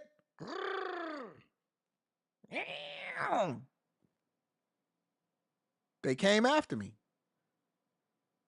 And I almost gave a grand F you up to them. I almost said it. Then I caught myself. I said, Lord, I might have to pray the serenity prayer. It's not just y'all. The anger is always going to be towards anybody that is not them. If you're not gay, if you're not a woman, if you don't have dookie braids in your hair, bamboo earrings, at least 2 pair, if you ain't got that, if you're not LL Cool J, if you're not Drizzy Drake, Drake is not even liked by black women half of the time nowadays. I don't know what's going on. The whole world then went crazy. Squabble up. Squabble up. Squabble up. Hold up. Wait a minute. Absolutely. Because I understand that, and to that degree, you have a fair point about the way sometimes the media and the justice system handles. But not in this case. This case, even the prosecutors conceded Daniel Penny had every right to go hands-on, and the question became, okay, when should he have stopped? I understand that. The time frame on that from the DA's office was after 30 seconds. Can you not concede that Daniel Penny was a trained killer, that he not have his gray belt? United States Marine Corps isn't an assassin? Sure, but he knew. Let me finish. Every Marine is a trained because assassin. actually, black Marines and white Marines have reached out and actually told us he went too far. But going too far is different from criminal. Let me break it down. A chokehold, a blood chokehold, which he did. You're only supposed to hold someone in that move for 8 to 13 seconds. You're not supposed to do it longer than 2 minutes. Why did Daniel Penny, when the train was completely clear, every doing this moves in and does, in the end the jury and he knew die. I'm critical. I don't want to show. I'm skipping over it because I don't want to show the footage of it. I'm not interested in that part. Question is, why did the jury acquit? Is it because they're racist? America is inherently biased. So the jury. Oh, no. I knew it. Oh, wait a minute. Somebody got to be racist. It's got to be somebody racist. It's America. It's not. It's the judge. It's the prosecutor. It's the jury of your peers. Somebody got to be racist, fam. When you don't have an answer, blame it on a white man. The jury is racist. Have you seen? I'm asking you a question. No, don't change the subject. Is it because the jury is racist? Yes. Okay. The jurors. Even the black person on the jury. Would you like to hear something from Yeah. me? I believe that even black people can be anti-black. People are predeceived to see black people as a threat and as a victim because people called in. You heard the voice recordings when they called 911. Jordan Neely was in a chokehold for over 4 minutes, turning purple, which black people do in fact do that, and people still saw him as a harm. Even when his body went limp, he was still viewed as a criminal. So I'm sorry if I'm going to defend the needy, if I'm going to defend the poor. Why does no one talk about when Jordan Neely came on asking for water and being thirsty? Why does no one talk about... Because that's not what happened right here. What happened right here, the reason he was held was not because he was asking for water. It's because he was scaring the heck out of everyone on the subway, which apparently he's done before. Dan, anyone who has rode the New York City subway has encountered mentally ill people. We at the precinct. He showed no remorse. Because he was defending what he did. He lied in that defense, too. Do you know he told people, he told the police, Yeah, I know. who people love, that people respect the police's opinion, right? People respect what they do. People respect that honor. He lied in the 5th precinct. How can anything he do, can we just stop calling him a hero? Can Why? we do that? No, I can't. I actually do view. Because I do in view my what he book, did as heroic. Thanks for watching. Go. So, Black Lives Matter is still in the business of race hustling. Let's give them a round of applause. He was tried in the court, in the jury of his peers, with a black person on the jury that was reflective of whatever it is that was happening. They found him not guilty, respected the legislative process. That's what it is. I seen a guy yesterday talking about vigilante justice. So when y'all don't like something, regardless of whether or not you actually get him tried in the jury of his peers, you can go for vigilante justice. Let me read some of these super chats and we'll continue on with the show. Shout out to Michael Fitt. Michael Fitt in the building. I appreciate you, big dog. Call me Tazzy in the building. Says, it feel good to be back. Long time no see, time. Salute. Hey, Tazzy. Don't keep disappearing on me, dog. I need you, man. I need my people in here. I need my people to hold me down. AD turning into 1819 James Harden right now. Go off, chef. Luigi about to get into the family business, dealing with a lot of pipe. Oh my God, y'all so wild. That Black Lives Matter chick need to be arrested for inciting riots in NYC and anywhere else. Ooh, Penny was saving lives. Neely was the aggressor. Sound like Jazz from last night. High Tolerance says it's a miracle that he left this interview in one piece. She was 1 second from going into launch mode and hitting him with the Goldberg spear. Man, listen, bro. I believe my ladies can do better. I believe my ladies can do better. All right? Let's continue over. Let's go to Joyless Reid. I mean, that's what Mika like to call her. Mika like to call her Joyless Reid. Because I don't want to be done with this United Healthcare conversation just yet. Somehow, some way, she tied it back to Trump. That's what people are telling me. Make sure y'all hit a like for the algorithm, subscribe to the channel, turn on your notifications. I'll be reading Super Chat shortly. We are continuing to monitor the breaking news in the United Healthcare CEO shooting investigation. But right now, I want to talk about the nation's response to this murder, which took place in broad daylight on a street in New York City, because something a bit unexpected has happened following the murder. A reaction not of universal horror, that a 50-year-old father of 2 and husband was shot dead in public, but rather of, and I don't want to call it glee, but let's just say not unhappiness, especially online, where the internet sleuths who often dedicate themselves to tracking down people accused of racist behavior in public places, criminals, including January 6 fugitives and more, have been actively refusing to help. Donald Trump Jr., son of our incoming ruler, went on his ex-Twitter page and did the patented "Internet do your thing" post. And the reaction was mostly, yeah, no. Other popular conservatives like Ben Shapiro and anti-woman zealot Matt Walsh saw their mentions go up in flames when they tried to attack quote-unquote evil liberals for celebrating the murder of a CEO, with some of their supporters replying that they had gotten it wrong. Indeed, instead of universal condemnation, what we have seen, and many of us have heard both on and offline, has been a barrage of stories of Americans' awful experiences with insurance companies. Stories of claims denied, of people who've gotten sicker or even died because insurance companies like United refuse to pay claims. Let's just be clear, there's a real hatred for these companies that is unfurling on social media right now, and also in real life too. At the time he was killed, the victim, Brian Thompson, was CEO of the largest private insurer in the U.S. As CEO, he was embroiled in a lawsuit over consolidation. United has gobbled up dozens of smaller insurance companies over the decades to become not just the largest insurer in the U.S., but by profits, the largest insurer in the world. And they exist in an industry that is all about consolidation and profit, where basically 4 or 5 companies control everything and care little about healthcare consumers in the minds of many Americans.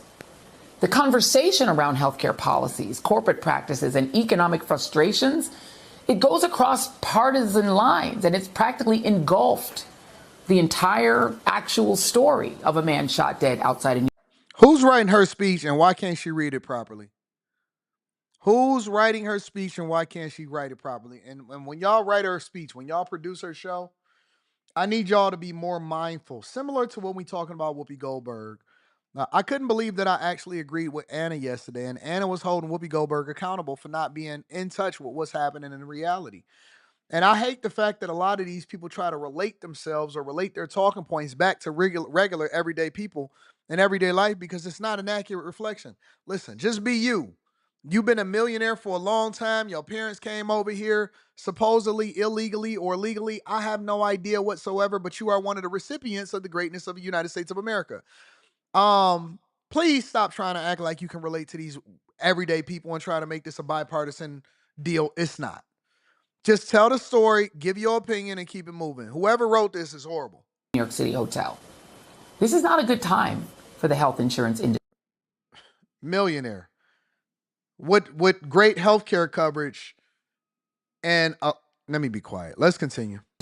So much so that other health insurance companies like CVS Health and Blue Cross Blue Shield have reportedly removed executive bios from their websites. I need people to be transparent about who their insurer is.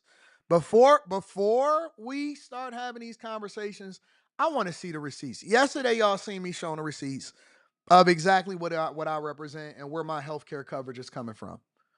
Yep, I showed y'all my healthcare, my dental. Most of us got Delta Dental, so that's not a surprise. But all of a sudden, y'all outraged? I want to see where she gonna tie this back to Trump in. But I've got to say that it is strange to watch an almost united public, left and right, use this tragedy to go off on big business and cold-hearted insurance companies. When a majority of Americans just elected a billionaire backed by the world's richest billionaire, who he's now appointed along with a near billionaire to run the country and slash the budget, plus a cabinet full of a half a dozen other billionaires whose collective goal is to slash spending on everything the government does for ordinary Americans and cut taxes on billionaires and big businesses, aka themselves. So this became, this is a hateful woman. This is a flat out hateful woman. So we went from a president who is the only president that we know in recorded history has never taken a salary from the United States of America and donated his entire salary. Somehow we related the healthcare coverage system, the insurance system, and we related that back to Trump because he got elected by the people. All right, honest to God, I'm very interested to see what is going to happen with MSNBC over the next 3 to 4 years. I'm really interested to find out what's going to happen in the MSNBC over the next 3 to 4 years. This millionaire woman somehow, some way tied this back to Trump that has nothing to do with Trump, and she made it political instead of keeping it specifically on the healthcare coverage, the healthcare system, the Luigi Mangione guy, whatever. How do you bridge that gap to where it somehow becomes about Trump? This is so dumb. Now, if there is one thing that the left and the right can agree on, it's that this system in America does not work for regular people. But there are so many contradictions when it comes to what Americans want to actually do about it. For example, Americans frequently say they want their government to be run like a business. It's one of the most common things that you hear on the campaign trail. And at least nominally, if you ask people who voted for Trump why they did it, they will say it's because he's a businessman or that they had more money when he was president. And they think that he will help the economy and make eggs and other things cost less. And apparently some of them like it when a presidential candidate fake fillets a microphone or when his running mate calls women who haven't given birth to children, including the sitting vice president, worthless trash. But I digress. Apparently about 76 million Americans have forgotten that when Trump was president the first time, he made things cost more because he mishandled the COVID pandemic. And that his first and only legislative success was passing a tax cut in 2017 that ballooned the deficit and increased inflation, aka making things cost more. And that even without the pandemic, things would have wound up costing more because of the tax cut. that overwhelmingly went to big businesses and the super rich. Not to mention the fact that the policies Trump voters heavily favor, mass deportation, tariffs, will also make everything cost more and likely create an economic disaster for the U.S. His Project 2025 plans would reduce freedom and increase government control over everything from education to women's bodies.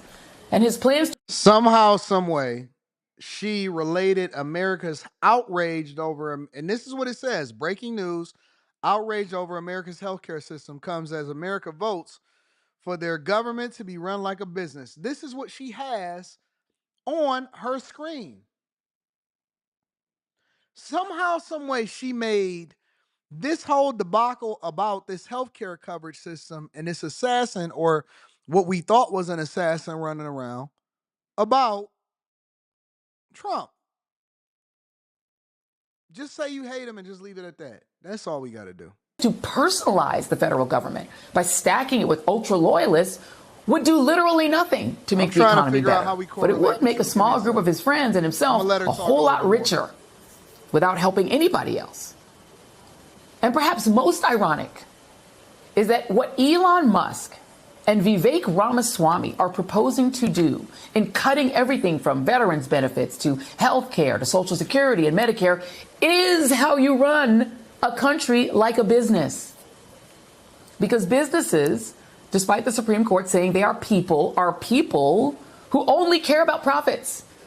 And helping veterans and old people and kids and generally, helping regular people is generally not profitable.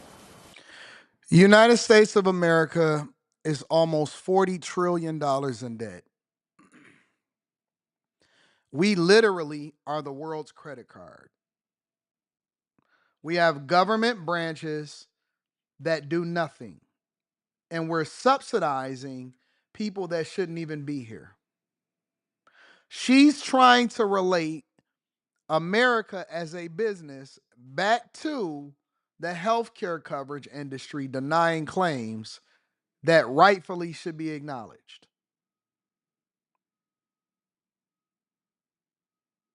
This woman is absolutely brain fried.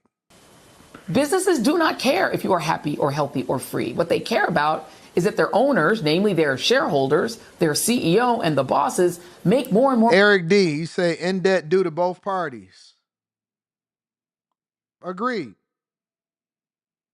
Either way, it needs to be reined in the spending in the United States.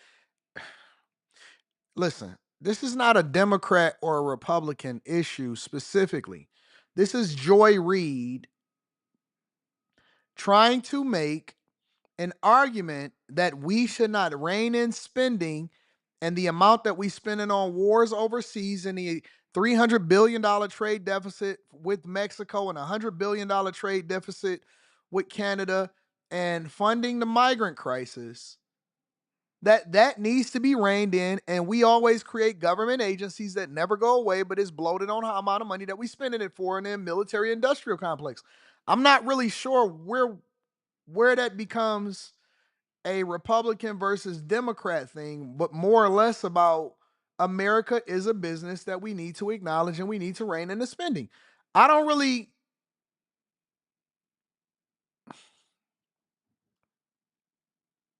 Profits. Businesses will raise prices or lay people off without mercy. If doing so will create more profit, it's not personal. Whereas government could not be more personal. So real talk.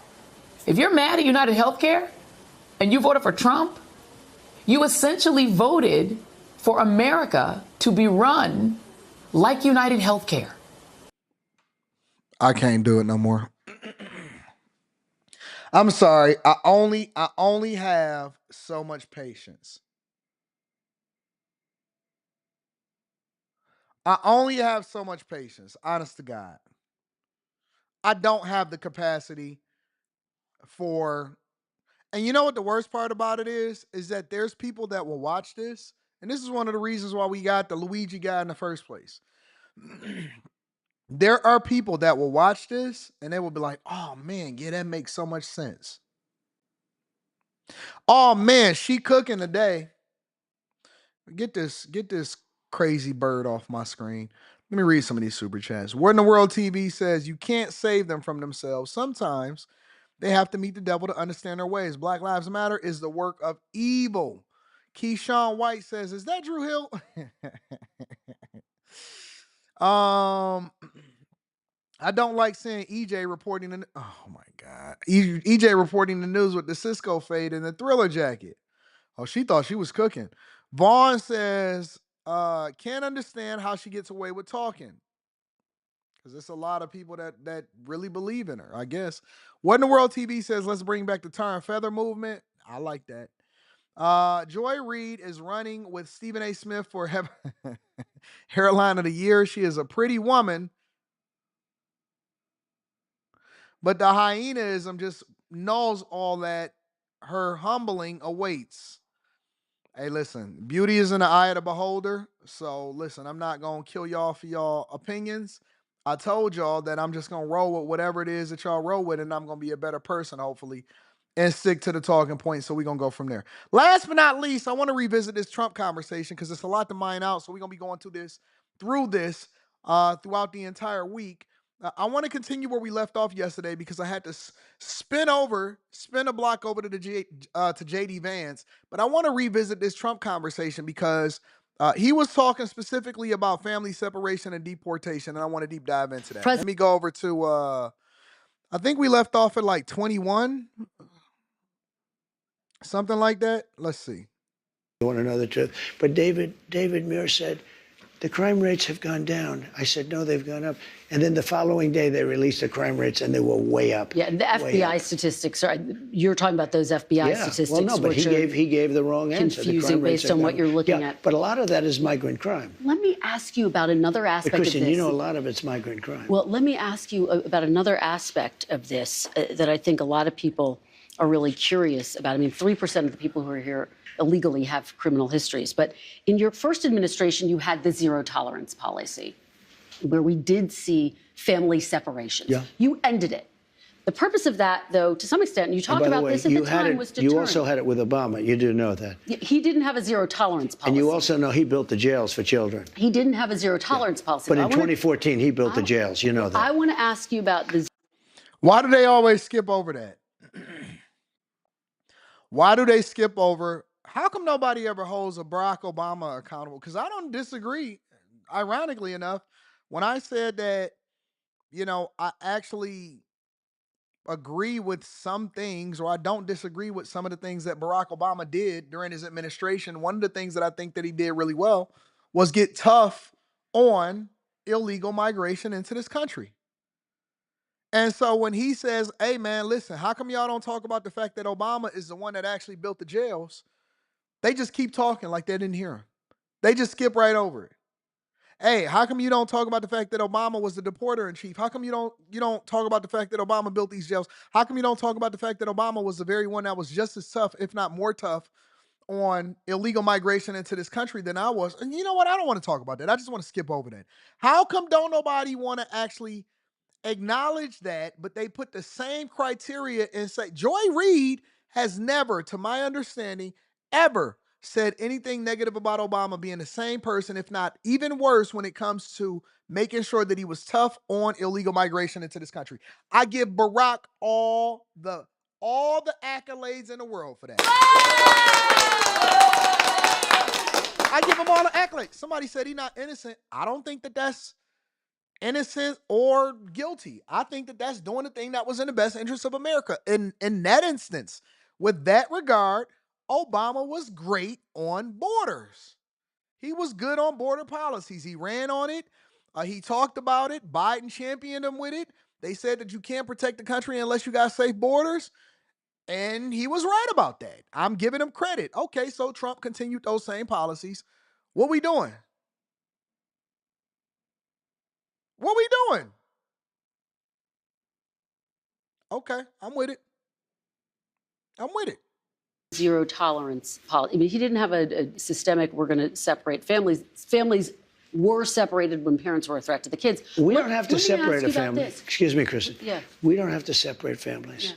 We'll send the whole family very humanely back to the country where they came. That way the family's not separated. So no more family separations. You're not reviving Well, it the depends zero on the tolerance family. The policy. family may decide to say, I'd rather have dad go, and we'll stay here.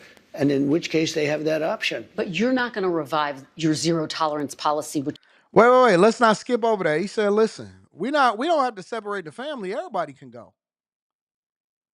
We don't got to separate the family. Mama, daughter, Joy Reid, her parents, everybody can go if they don't want to be here. If you don't like America, if you're not going to come in here the right way, if you're not going to take the test, if you don't want to learn the language, if you don't want to understand our culture, the Statue of Liberty, if you don't want to come over here and not do no crime, if you want to come over here and just completely cause chaos and kick in apartment doors and do some of the worst things ever, then you don't need to be here. You, your daughter, your son, all of them need to go. We're not going to have no sympathy with everybody can go as a group. Everybody can grow as a group. I'm with it.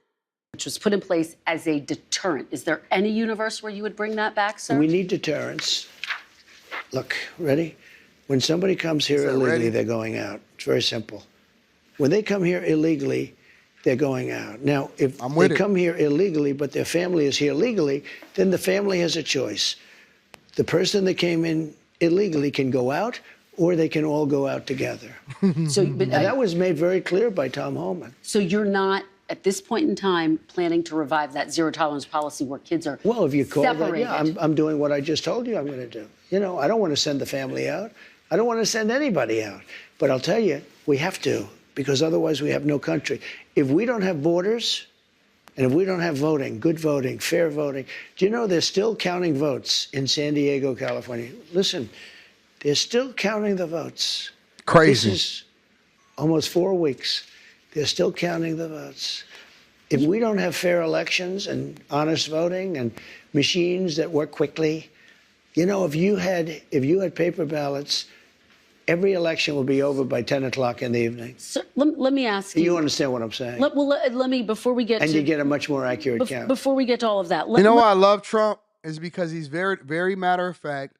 He doesn't switch his position, and he stands on what he says, and he means what he says. That's what men do. They don't cower, they don't posture, they don't pivot, they don't give the politically correct answer. They just get straight to it. And he said, listen, I don't want to have to send nobody. But if everybody decide that they want to go because this person that came in illegally don't want to stay, then everybody can go. Either that person can leave that came in here illegally, we have to have strong borders, or everybody can go at the same time. It's up to you. Let me ask you about some of your other promises on this topic. You've promised to end birthright citizenship on day one. Is that still your plan? Yeah, absolutely.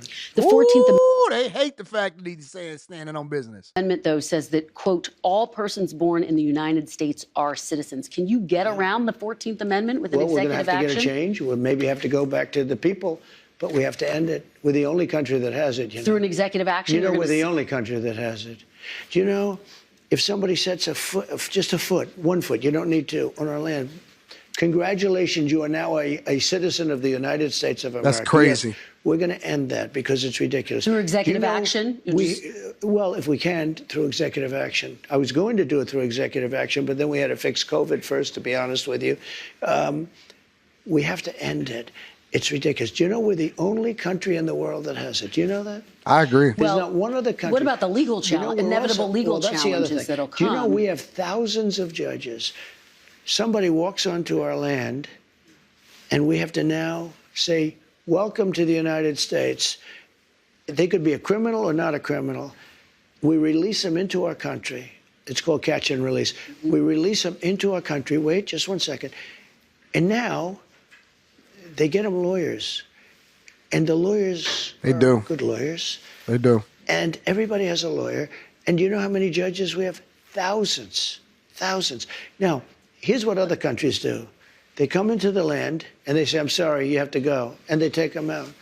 Okay? With us, once they touch our land, we're into litigation that lasts for years. Yep. Costs us That's a problem. hundreds of billions of dollars. We have judges, and I'm sure they're all honest, but I don't know that for a fact. You can imagine what's going on with the judges. But just so you, because I have a lot of judges, I tell you what, I know more about judges than any human being in history. Look, we have... That's wild. hey, hold on. I don't want to get distracted. That's my guy. I'm about to start doing that. I'm sorry? Excuse me, ma'am? Oh, you don't really understand what this is. Let me tell you something. I know more about relationships than anybody in human history. That's a fact. I know more about.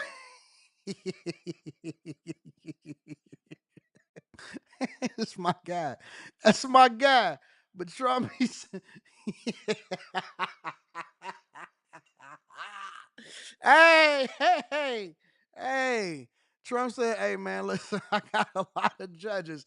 I know more about judges than anybody in human history.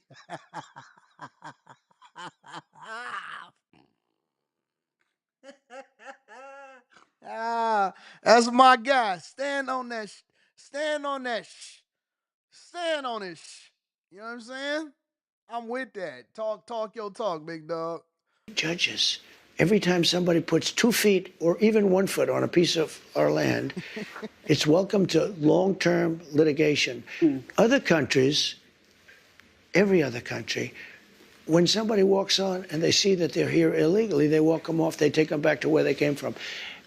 We have to get rid of this system. It's killing our country. Let's talk about health care. I've been talking to Oh, wait. She don't want to acknowledge what he said? Okay. Republican lawmakers on Capitol Hill. They say it's no longer feasible to repeal and replace Obamacare because it's so entrenched. We don't need to get into that. We'll get into that tomorrow. All right. So we'll deep dive more into this interview tomorrow. I agree with him. I don't think that there's a lot of gray area when it comes to deportation, people being here illegally, and holding accountable people that want to come over and take advantage of the United States of America. I've spoken about this regularly, and I said, y'all do know that that is a practice within Asian culture, specifically Chinese people. And if you have wealth, it's even better. That is a practice where they get pregnant, they hide their pregnancy, come over here to the United States of America, act like they're visiting, they have their baby over here, and then by default, they automatically get citizenship. I think that that's BS. And no other country does that in the world. Birthright citizenship? Who came up with that? What legislator, who came up with birthright citizenship, and how did that then come into existence to where that's our cultural norm? So it don't matter how you get here, it don't matter if you're a criminal, it don't matter if nothing. If you just so happen to have the opportunity to come over here and put your foot on the United States of America, we just got to get in a litigation. Get the piss out of here, man. I'm not with it, bro. I'm not with it.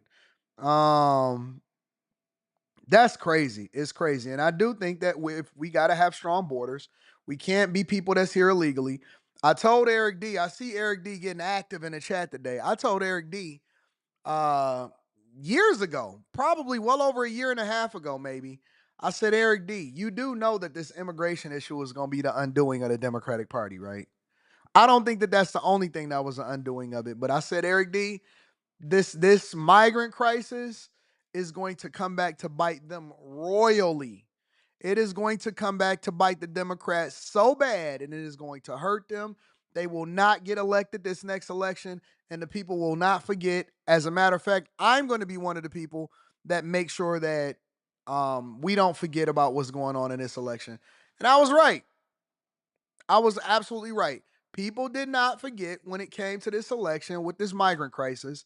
In order to make sure that we have a strong country, we have to make sure that we got strong borders and everybody got to be vetted before they get over here, and you can't skip the line.